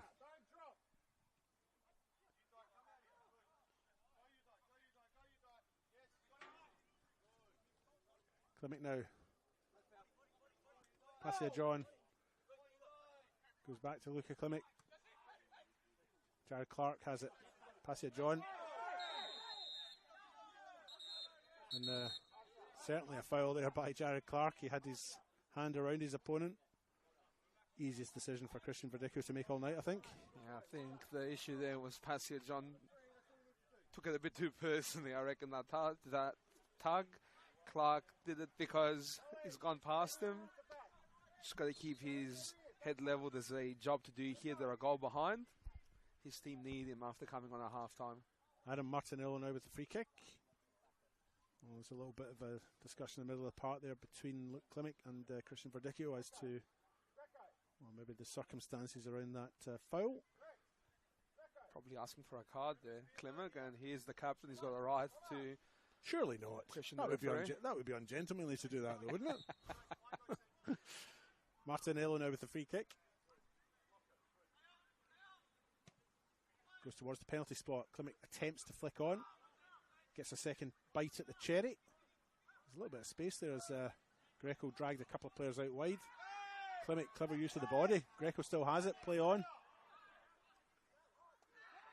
Basali goes to ground. Neon Kuru tries to come away with it. Martinelli, it's just got a little bit physical out there, hasn't it? Harrington eventually clears. Chip over the top. Clark picks it up. Mops up for Beograd. Konstantopoulos on the far side wins the throw.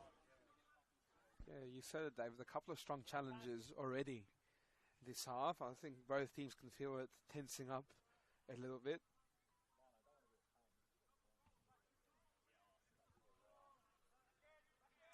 Ball goes out the far side. Throw in for Croydon FC. Formerly Croydon Kings. Formerly Polonia. Couple of name changes in there.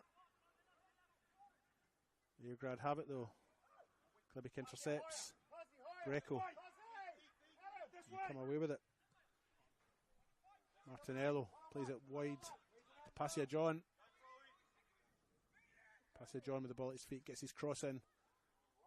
Hits the side netting. Some decent defending though by Ethan Harrington, to be honest, just to keep him wide. An impressive young player. And mentioning names, David, of course we are at Frank Mitchell Park, home of FK Beograd, formerly known as White City, which is a direct translation of Beograd. Is that right? Yeah. I didn't know that was the literal translation. White Grad City, Belgrade. There was a famous stadium in London called White City, and I wasn't sure if there was a connection there, but yeah, no, the Beograd, that makes sense.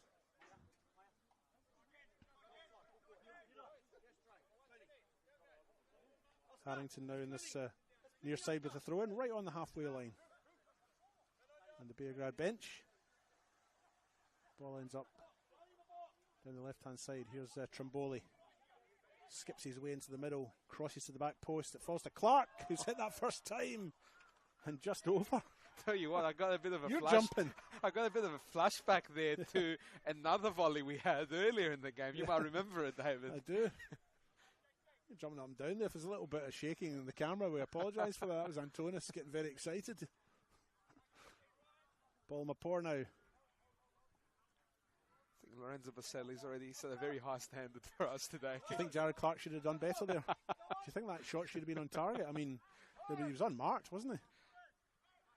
Am I being cruel? Should be picking up the top corner there, David. Well, not 10 top times out corner, of 10. but I think he should have made the keeper save something. I'm being a bit harsh. Here's Passia John out in this side again. Faces Harrington. Opts to go back to his skipper, Klimek. Inside, Martinello. Back to Passia John. Nian Kuru intercepts. Clears to Riley Stam. Stam keeps it in. He's got the pace on Brazzali. Mapor comes across. But Brazzali maybe caught out a little bit for pace there as Stam raced down that left-hand side. It's good to see him to have that confidence to take that touch and to go after it. Because like you said, he's had his problems with injuries and form. So for him to be able to have the confidence in himself to take that on Riley Stam, it's a good sign for him and his side. But again, good covering from Bolmapur there to get it out for a throw-in that Ethan Harrington is about to take. And has taken. Trimboli with it now. Has 3 players on him. Ends up with Koike. And he's offside.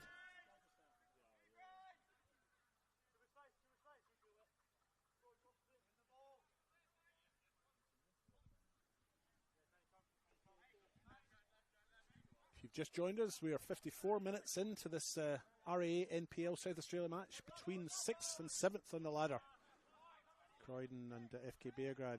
FK Beograd currently 2-1 to the good after a goal in the 29th minute from Lorenzo Baselli. And then another one from Lorenzo Baselli in the 30th minute as Nian Kuru makes his way straight through the middle. Mapor comes across to clear. And that's a solid challenge. He's just hit my car. It's actually your car, David. Yeah. Well, David's going to go down and deal with this, so he will stay with me for a few minutes. We'll have to have a chat with Paul Mapor after this because he didn't need to do that. It was really quite unnecessary, but it was a phenomenal tackle. I give him that. He could have just tapped it out, couldn't he? Or at least booted it low. Now you're being harsh, David. Oh.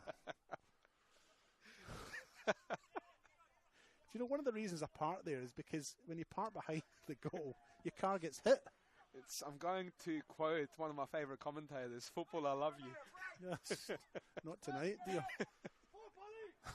Here come Croydon on the far side. Chip in the middle is blocked there by Massimo Falco. Seems to have been by his hand. The referee has given the free kick. Beograd claiming that the distance was a metre and therefore enforced. Croydon countered that it was 1.5 metres, but either way, free kick given.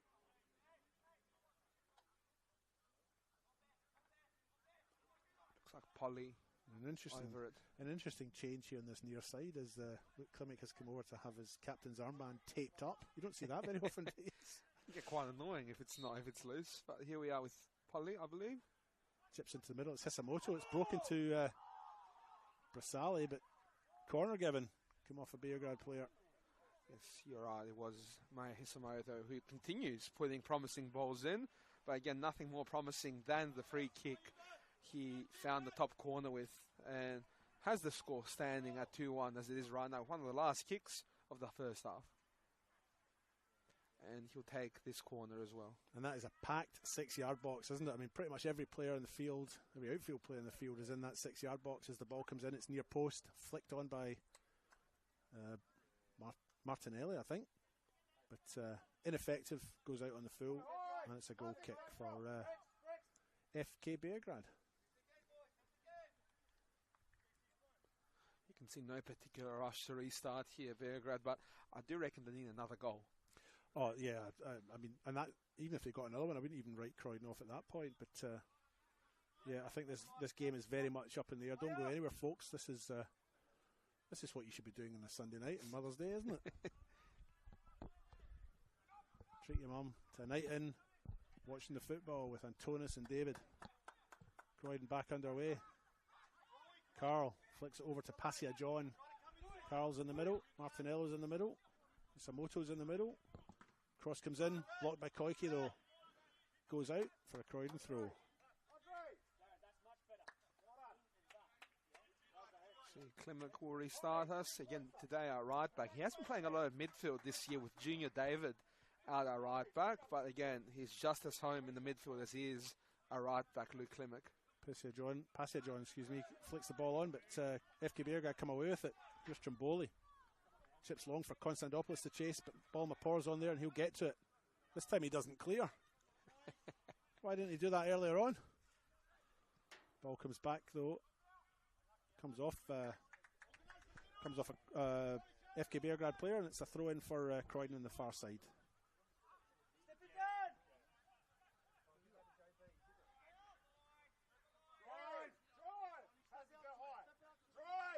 Here's Brazali, finds Klimek.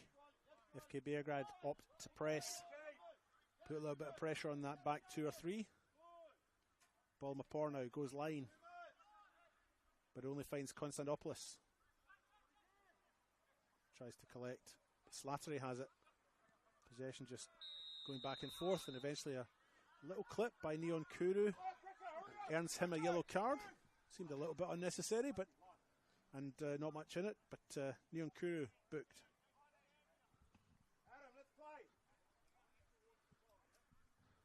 Again, you don't want a yellow card next to your name in the middle of the park with half an hour to go. No. A little bit needless. I don't know if it was a booking or not. We're a bit far away, but certainly a foul. But yeah, still half an hour to go in this match, and Neon Kuru now have to be a little bit more cautious in his play.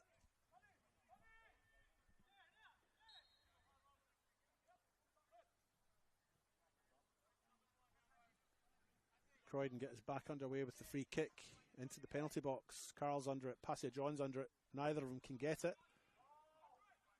although it's still in play, and Croydon still have possession. Andre Carl now makes his way to the corner flag, marshalled there by the Japanese and the Vanuatu. And it goes out. Croydon have the throw in.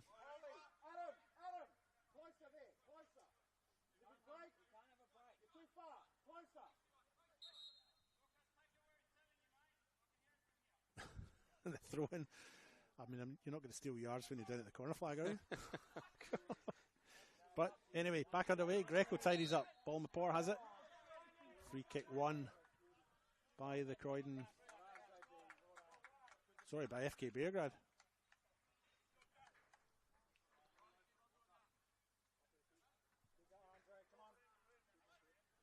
Cooper none over it.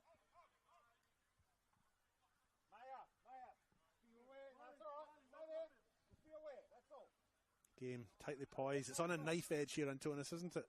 2-1 between 6th and 7th on the NPL ladder. The RAA NPL ladder, should I say. Passia John now. Back to Klimek. Receives it back. Tight now, but Croydon find a little bit of space. Greco threads it through. Hisamoto receives it back. Greco's run about 60 metres straight across the park. Oh, Hisamoto gets his feet wrong, but still has the ball.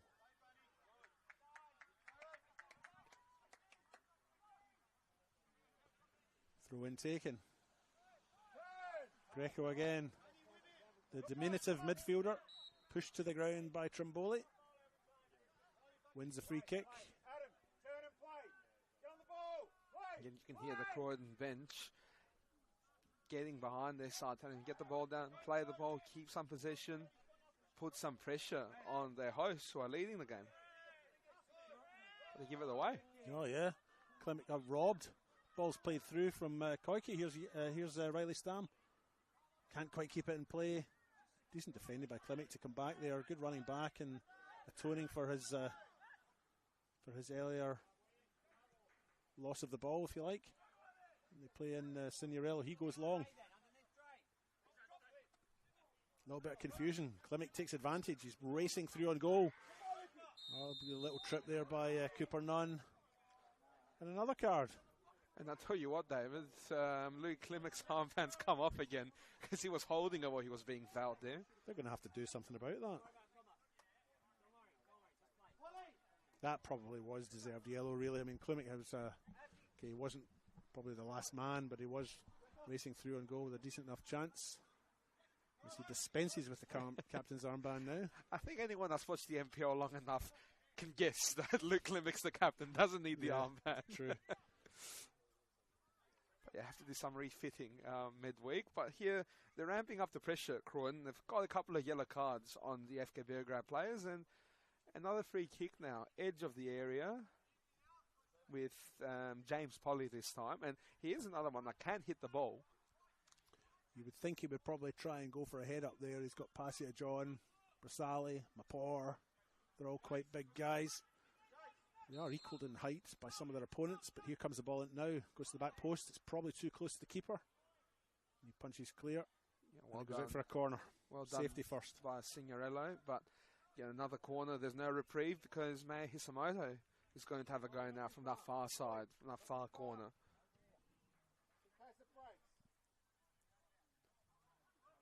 27 minutes to go here at Frank Mitchell Park. As Hisamoto's corner comes into the near post, flicked on by Klimek, just wide.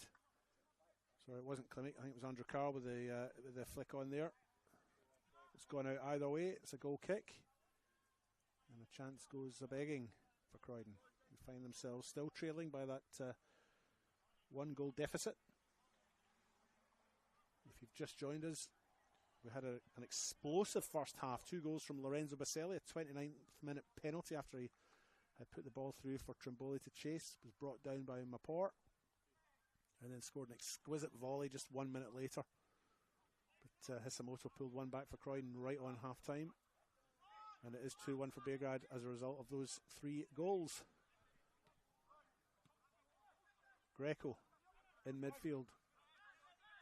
Martinelli plays it out to Klimek. Klimek goes inside. Ball just bobbing a little bit on the surface. And FK Beograd come away with it somewhat fortuitously. But here's Neon Kuru. He's got a little bit of space. And he has Trimboli to his right. And he's played in Trimboli. But Mapor clears again. Nice gentle clearance that to the outside. No need to boot it. On the right side too. He does it every time over there. Next time I'm going to bring my car and it's being parked over there. But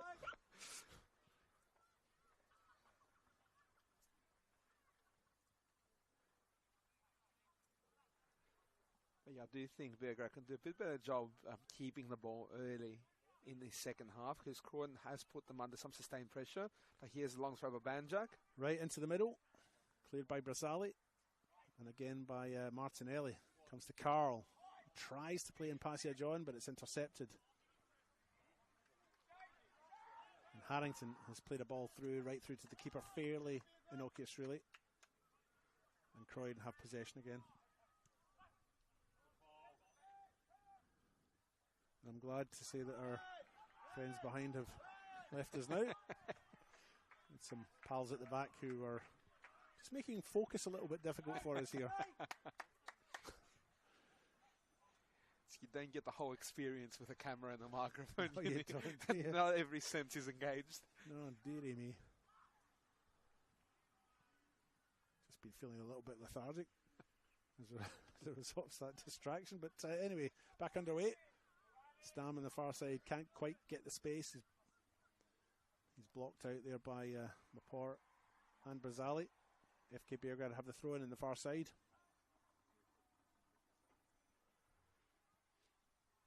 Quite quiet and subdued now, isn't it? Yeah, I think after being rocked by those 2 goals, the crowd probably a bit more cautious after the Hisamoto free kick, but they're eagerly waiting for their side to... Falco gets the cross in right into the penalty spot. Do something like that, but get ahead on it and add a third. Trimboli feels he was impeded there, but nothing given, and Croydon have it. They clear their lines. Andre Carl. Cooper Nunn gets in front of him, but only succeeds in heading it in for Isamoto. Massimo Falco goes all the way back to his goalkeeper. And FK Beograd clear into the Adelaide night sky.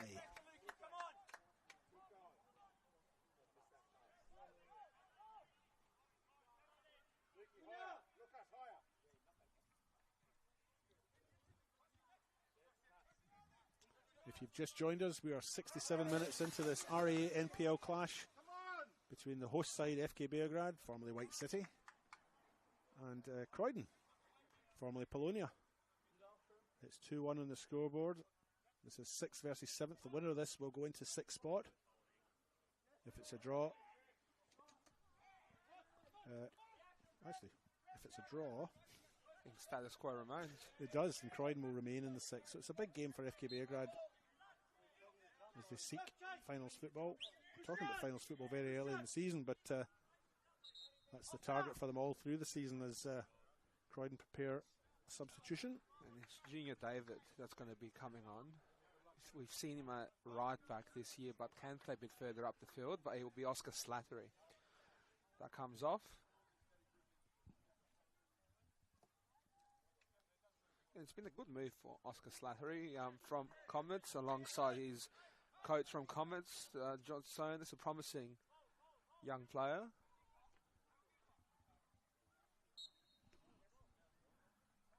We can see he's gone up this right wing. Junior David's playing a bit more advanced today. Another one of these Pacific Islanders in our league that we're lucky to have. And here he is with his first couple of touches. Receives it back. You able to tell us a little bit more about the substitute who's come on, Junior David? Oh, actually, wait a minute. Here's Hisamoto making his way into the area. And the ball has broken here. There's no flag up. And a side netting shot there from Adam Martinello. And you do wonder if maybe he should have done a wee bit better there. Yeah, close distance. He went to that near post. That far post would be very hard to get from that angle. But the near post was well guarded by Signorello. And the shot just never looked likely. Side netting the whole time. But a bit of a warning shot here for FK Beograd, because they're not the same side that we saw in that second half, that first half when they were up and about. They do seem a lot more cautious, which makes sense. But again, you feel like they can't just sit on this.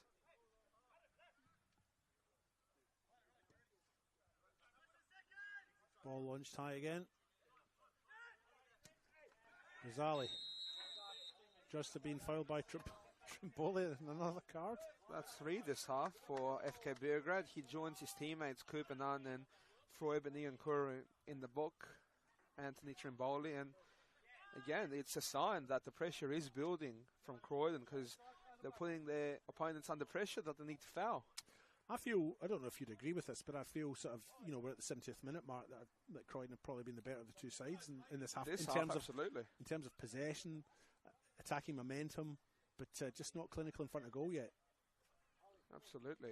But again, a moment can change a game, as we saw with one of the last kicks of the last half. So we'll see as Martinello delivers this. Goes to the edge of the box. Everybody jumps. Most of them miss, and it comes to Hisamoto, who has 2 shots at it. But Beograd now come away with it. It's 3 versus 3. Trimboli now. Anthony Trimboli looks out left. He finds Riley Stam, but the pass is a little bit behind Stam. He opts to have a shot anyway, quite rightly too. But it is ineffective. It goes out wide, and it's a goal kick for Croydon that they've now taken. Yeah, good recovery there from Croydon, because again, when you're just so focused on attacking, it can be very easy to be caught out by a counter-attack, but they defended that well as the ball comes very close to us. But it will land with John Sonis at the front, the Croydon coach, and we'll restart here with Ethan Harrington. But a really good recovery from Croydon there, not to be caught out, because again, they cop another one and you feel the game's just gone past them. Well, certainly as time wears on, it will start to become an enemy for Croydon.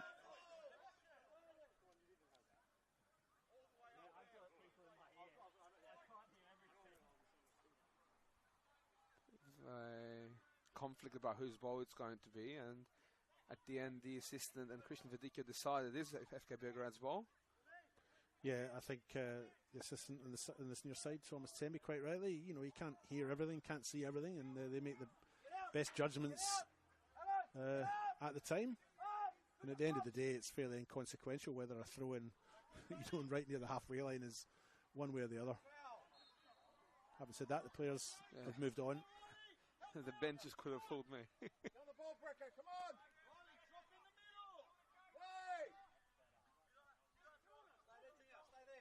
Croydon back underway. Lazali looks for the run from Klimek and finds him. Klimek brings it down beautifully, really, with his chest. But his pass is a bit short. And FK Beograd have possession. Nyonkuru plays a 1-2 with Clark, despite the attentions of Junior David. And here's one for Anthony Stromboli to chase. He has Stam in the middle, but solid challenge by Brazali, who had to time that rightly, because I think he's kind of looked like his feet were up, his sole showing, but play on anyway. And there's a shot coming in from Massimo Falco, I think. Yeah, all the way from right back. Great timing to intercept. Stinging shot by right at the goalkeeper's palms. End-to-end football here, folks. Passia John on the far side now. He started out in the right, but he's been swapped over to the left. And he still has it. Gets his cross in, but there's nobody there, and it's headed clear by Cooper Nunn. Only as far as Thomas Greco. James Pawley been a bit quieter in the second half, or is it just because he's on the other side of the field?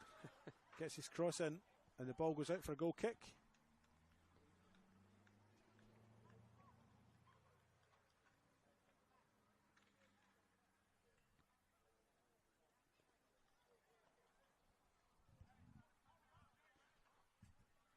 I think it's not going to be long until Christian Vidicchio starts hurrying up Jamie Signorello and that FK Beograd back line if the score remains this way.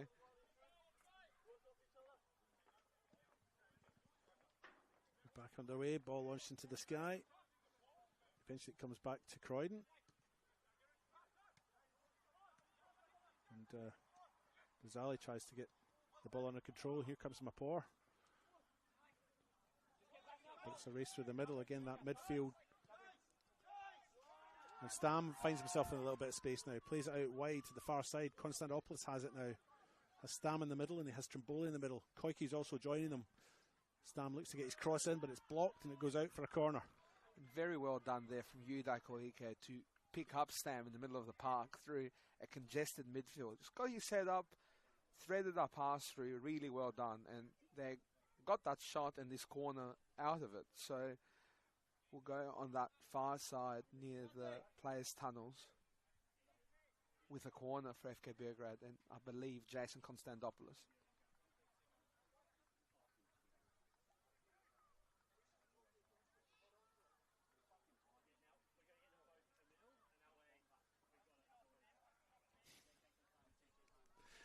Sometimes for the assistants as this corner comes in. Cleared by Passia John. Nyonkuru has it. Andrew Carl has it. He robs him and it's a through ball there for Hisamoto, whose first touch just lets him down a little bit. Difficult ball to control, to be fair to him. Croydon have it again. Carl. Woofed clear there by Harrington. Yeah, they're playing the ball to Andre Carl right back when he's thinking about going back to his position up front. I think that's where he wants the ball. Ball Mapor finds Andre Carl. Ball played through for Junior David. He won't get there, I don't think. Cooper Nunn, solid tackle, nice. And he clears it.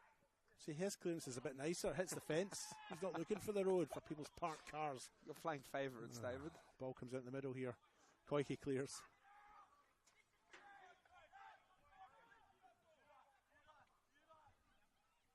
.15 minutes to go in the One World LED Sportal scoreboard. It's 2-1 in favour of the home side FK Beograd. Lorenzo Baselli brace in the first half, although he has left us with an injury. And Hisamoto, free kick for Croydon just before the break, just to make the game more interesting. Junior David tries to get the pass out. Riley Stam now. Nice little play by him. Nyonkuru still has the ball. Nyonkuru is racing towards the byline on his left foot, puts the cross in low. Cleared by Mampor. Only as far as Massimo Falco. Falco still has it in his overlapping run, and he'll have a shot. And he's put that into the car park, and that's why I don't park behind the goalie. That's where the ball's going normally. Okay, David. Makes you feel a bit better. You would have had your car hit either way.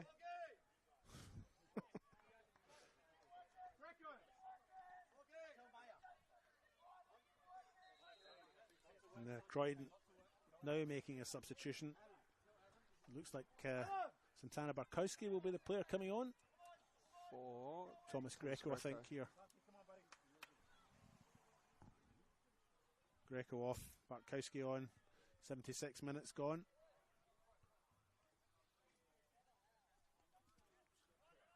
Tell you what, the assistant referees do a good job, don't they?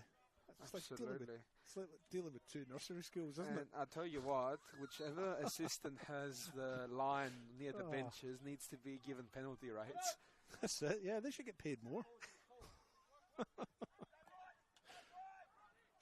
Riley Stam has it now. Has he got the better of Brazzali? Yeah, yes and no. He did initially, but then he didn't laterally. Croydon still have it. Nice feet there by Klimek, but he's just shown too much there to Nyonkuru, who has it. Trimboli, nice touch to get past Brazzali. He still has it, Trimboli. Makes his way through the middle. Brazzali atones, puts the challenge in, and Croydon come away with it. Passia John now in the far side, down the left-hand side. Falco offers a little bit of resistance. But not enough to win possession, but enough to win the free kick.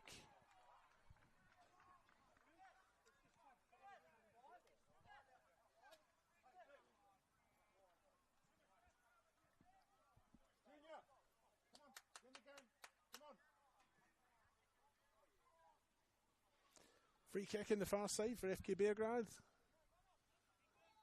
As we slowly cruise towards the last 10 minutes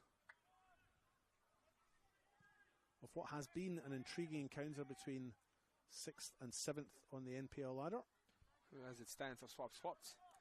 That's right. Here's Bartkowski. Finds Andre Carl. He opts to go back. Comes out to this right-hand side. Klimek. Junior David. Back to Klimek. He's got a little bit of space. Tries to thread it through. It's intercepted. And it is all Croydon just now. Passia John with a shot.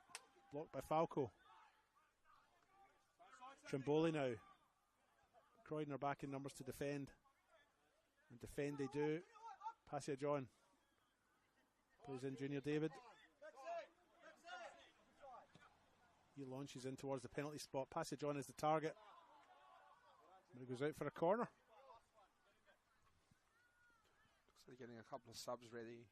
FK Beograd, we'll see when they'll be coming on, but it's Christian Borghetto and Maxim Ivanic who we'll see in the coming minutes. But before then, we will have a corner with Croydon FC in the far side.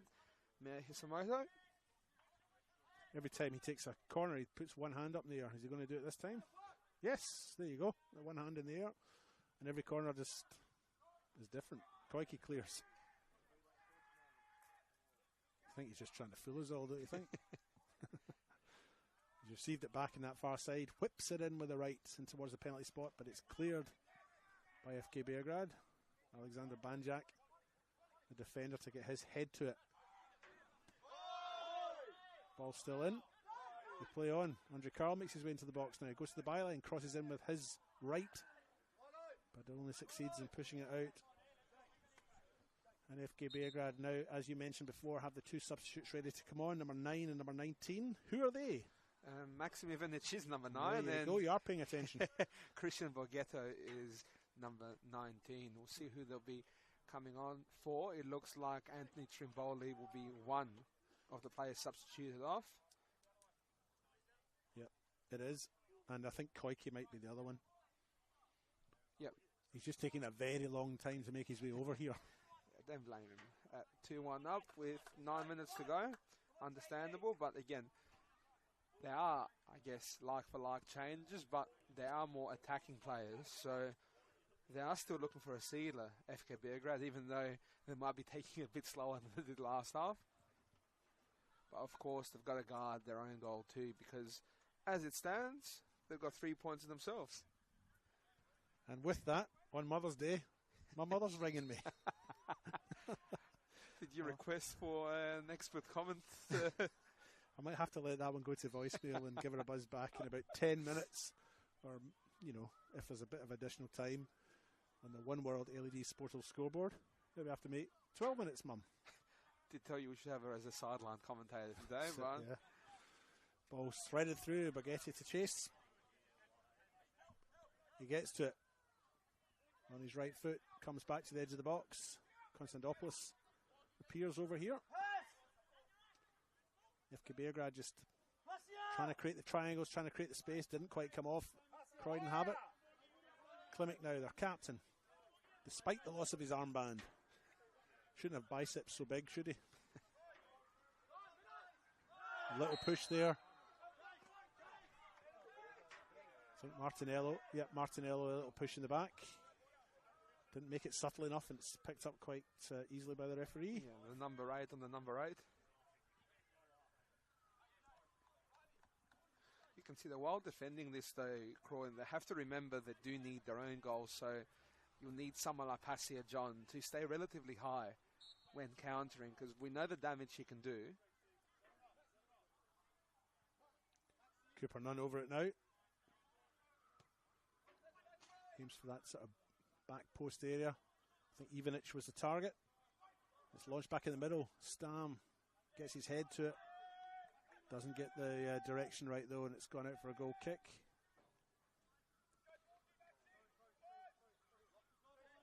Croydon have us back underway.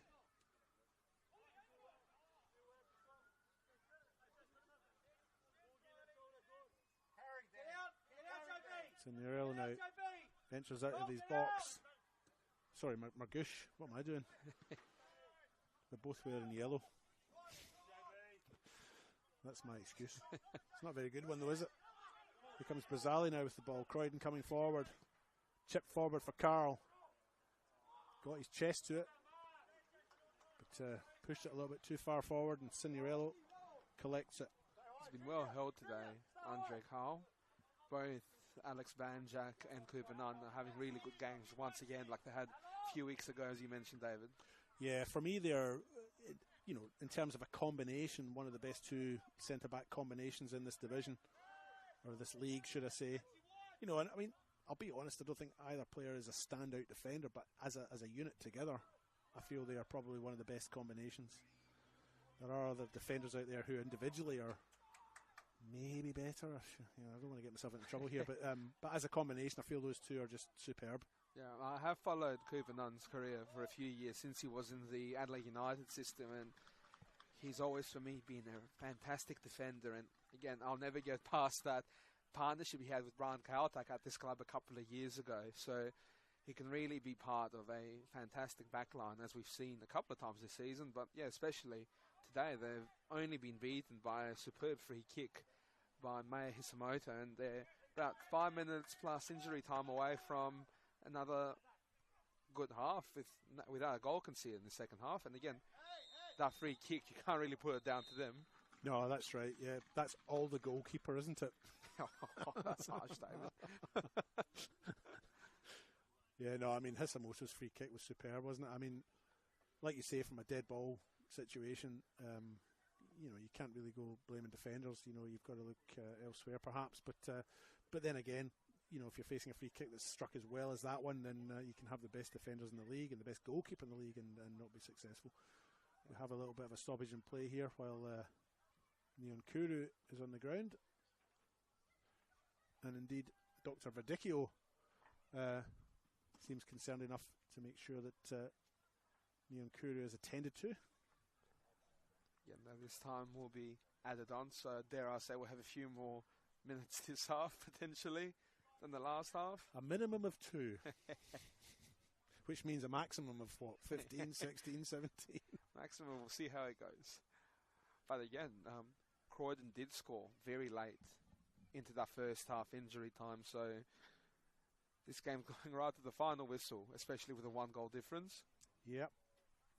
Team sitting 6th and 7th on the ladder, of course. Croydon started this afternoon on 12 points. with a +1 goal difference, and FK Beograd are also on 12 points, but with a 0 goal difference.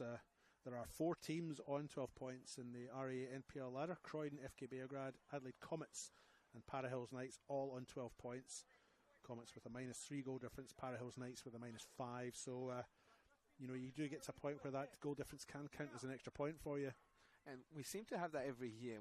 And again, we're still a long, long way away from that. But in the final rounds, we've got about that many teams, about a third of the league, fighting for 1, maybe 2 final spots. So games like this against another club in that area is the ultimate 6-pointer in this league. Absolutely, and just 2 points separate 9th Parahills and Adelaide United up in 4th. You string a couple of wins together, like you say, and you can be up near the top 3.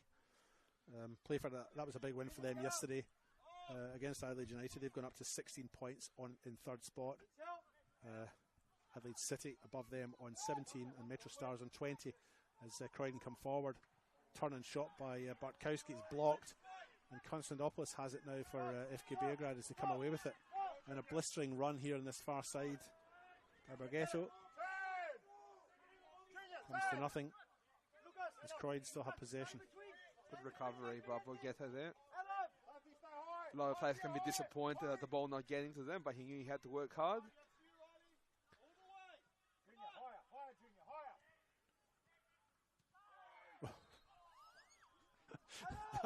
We shouldn't laugh. That was quite unfortunate passage on going to ground, and as the ball is hit towards the pass is hit to him, and he wins the free kick. I think that was a hand. That's a really good goalkeeper. Yes. Yeah, superb. Again, going back to the ladder though, David, before this corner free kick comes in, it's the first season for a while we haven't had a team that's completely gone after the first half of the season when it comes to relegation. Everyone's still in it, and in it chasing finals as well, which makes every game that bit more interesting because everyone is still involved. And the free kick will be taken here by Hisamoto. He sort of chips it in as if he's playing golf, and it goes out and has gone out for a goal kick. I think the linesman's picked up an offside there, so even if Croydon were able to get something on target, they would not have counted. Yeah, the bottom 2 sides just now, just go back to that ladder, we do keep coming back to it. Modbury Jets, rock bottom just now, 7 points, and West Orange Baculla also on 7 points after the weekend. Adelaide Croatia Raiders sitting just above them on 8 points before the 4 points up to Parahills Knights. So those 3 teams at the bottom just now starting to just drop off a little bit, and it's going to become harder for Jets, Baculla and Raiders as we move into the sort of middle part of the season. You can see they're only 4 or 5 points away, which again is a big thing, but a couple of weeks can make the world of difference. It can, yeah, and there's a bit of an unpredictability at the top of the table with Metro Stars. They did have a win this weekend, a convincing one, but their form has been a bit mixed as the shot comes in there off the boot of Riley Stam from the edge of the box. And again, seeing a club down there like Modbury Jets does surprise you, because they have been one of the standout sides the last couple of seasons. So you think, a comeback's going to come at some point, or a Burke side that's basically a remake of those old Comet sides, and you think there's a lot of quality there, so there's still a lot. Needs time to gel though, doesn't it? Exactly. You bring all these... We saw it with Adelaide City last year, didn't we? Yeah, that's right. You do wonder about the wisdom about bringing so many new players into a team that has just been promoted, because they do need time to gel. And Baculla last year had a very good season in State League 1, and that's obviously not transferred into the top tier here, but you do wonder if that's got to do with a team of players just not gelled yet. But and will it come in time? That's the next question. Well, they did grab their first victory, I believe it was this weekend on Friday night, so they'll be happy with that as this ball comes in. Yeah, it's cleared though by Borghetto, I think, and Riley Stam not quite to the ball first there. Klimek gets it, wins it for Croydon, it comes in the middle, and that's an unorthodox effort and goal if that's what it was. It's come out to this far side here. Junior David with it, doesn't have any options at all though. 2 Beograd players come in to close down, and they crowd him out. We are in injury time as we speak, so we're down to referee's discretion from now on. We're sure there'll be a couple of minutes, so Croydon need to be very urgent here. I think urgency is what they have got, or have had in the last 10 minutes, as Bartkowski makes his way into the box and wins the corner.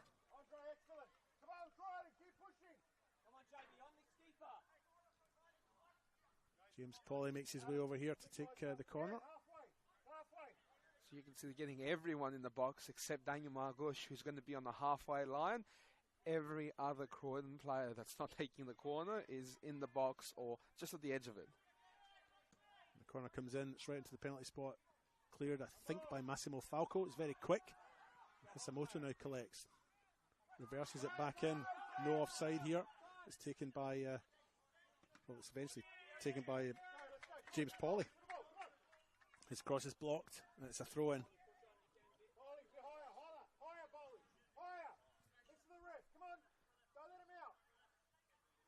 Locker Mitten's instruction as the throw-in comes in with Klimek. Bartkowski flicks it on, comes off Cooper Nunn, and it's a corner kick again.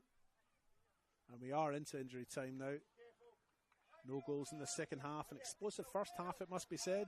2 goals from Lorenzo Baselli and 1 from Hisamoto. 2-1. You can see Daniel Margush is asking, can I go into the box? And telling him, not yet, not yet. Halfway line. And here comes Pauly's corner into the middle. Headed clear. Konstantopoulos. Kuru on a bit of a foot race with Junior David, but it does end up with Margush. He chips it in.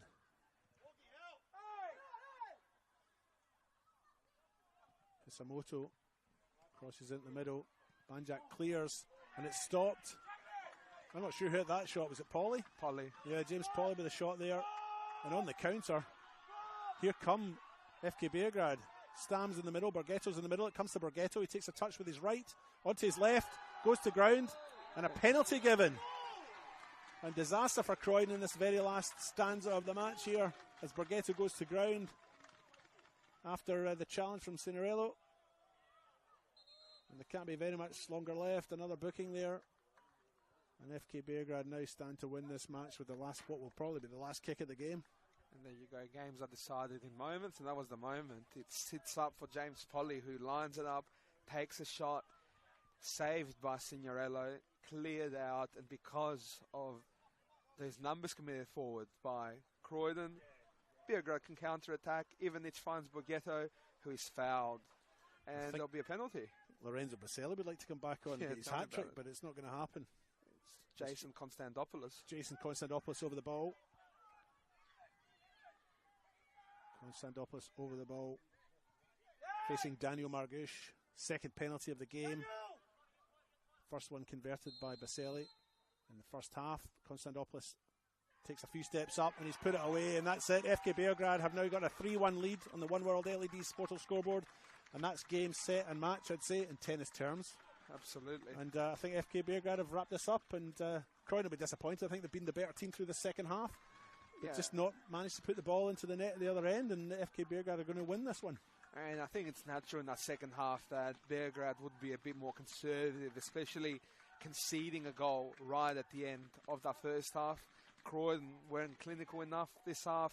We talked about how effective that duo in the back line is of Banjak and Nan, but also the fullbacks have to be credited to Falco and Harrington in these wide areas. So a really good defensive performance for FK Beograd. And sorry. Here you go. Oh, no, you go. You were doing very well. And, yeah, I guess it finishes with numbers being committed by Croydon in desperation, and they end up getting a goal in the counter-attack. But another sub here. Yep. FK Beograd. Yep. Jordan Lean coming on, and Jason Konstantopoulos having just scored the penalty coming off. You know, as good as the last thing you've done, and he's just scored a goal. Exactly. Pretty good. And just a note on Jordan Leanne, just back from interstate, trialling with both Central Coast and Brisbane. So good experience for him. Again, coming out of the Football SA system. A really solid young defender. In the middle of the park today, though, to just a bit more still in his final moments of the game. And we are in the final moments of the game, really just playing at the referee's discretion. It's all over for Croydon. They'll be very disappointed, I would say. I think they've had a very good second half. I think they've probably been the better team through the second half, but FK Beograd's damage all done in the first half through Lorenzo Baselli. 2 quick-fire goals in the 29th and the 30th minute. Really stunned Croydon, and they've sort of never really quite recovered. I think the second half was strong, but obviously not enough at the end of the day, it's how many times you put the ball in the back of the net, isn't it, Antonis? And again, when it comes to chances created, you can't really think of too many major chances created by Croydon, and that's why FK Beograd run out winners here at Frank Mitchell Park and take the 6th position away from the visitors. Oh, aye, that's right, yes. This was 6th versus 7th, and FK Beograd's win tonight will take them above their opponents and into the top 6. It's finished 3-1 here on the One World LED Sportal scoreboard for the home side, FK Beograd. 2 goals in the first half in the 29th minute and the 30th minute from Lorenzo Baselli. Really did the damage early on. Hasamoto did pull a free kick back just towards the end of the first half for Croydon, but a very late penalty there as FK Beograd hit Croydon in the break, converted by Jason Constantopoulos, has given the home side a 3-1 win, and I think the Shababs will be free tonight. What do you think? You know, it's just funny how much different the vibe is after a game, depending how the football has gone. Yeah. We say, oh, it's more than football, but my God, does football make a difference? Absolutely. I don't like going into that dressing room or that clubhouse when they've lost. It's really I'll tell you what, they're still up and about, but my God, does it go on to the next level after 3 points? And I think it goes with all those clubs that have a very big social aspect to them because, again, everyone's united by football, so makes a big difference. Yeah, disappointing night for Croydon. I feel they were probably worth maybe a bit more than that. I think the second half was good enough to try and for them to earn something, but it wasn't to be. I think you and I will sign off now. What do you think? You had enough? I think it's about right. We'll finish off round 9 here. Yep. Well, we've been your hosts tonight. I've been David Grant. Who have you been? And Tanis Pagonis. Fantastic. Well, we'll head off now to the club rooms, mate. We'll see you around. Don't forget you can get all of your FSA Leagues action on the FSA Leagues YouTube channel. And we'll see you maybe next week. I don't know what game I've got next week, but I'm looking forward to it already. Check the spreadsheets there. Yeah. Go visit my mum now. See you later, mate. Cheers.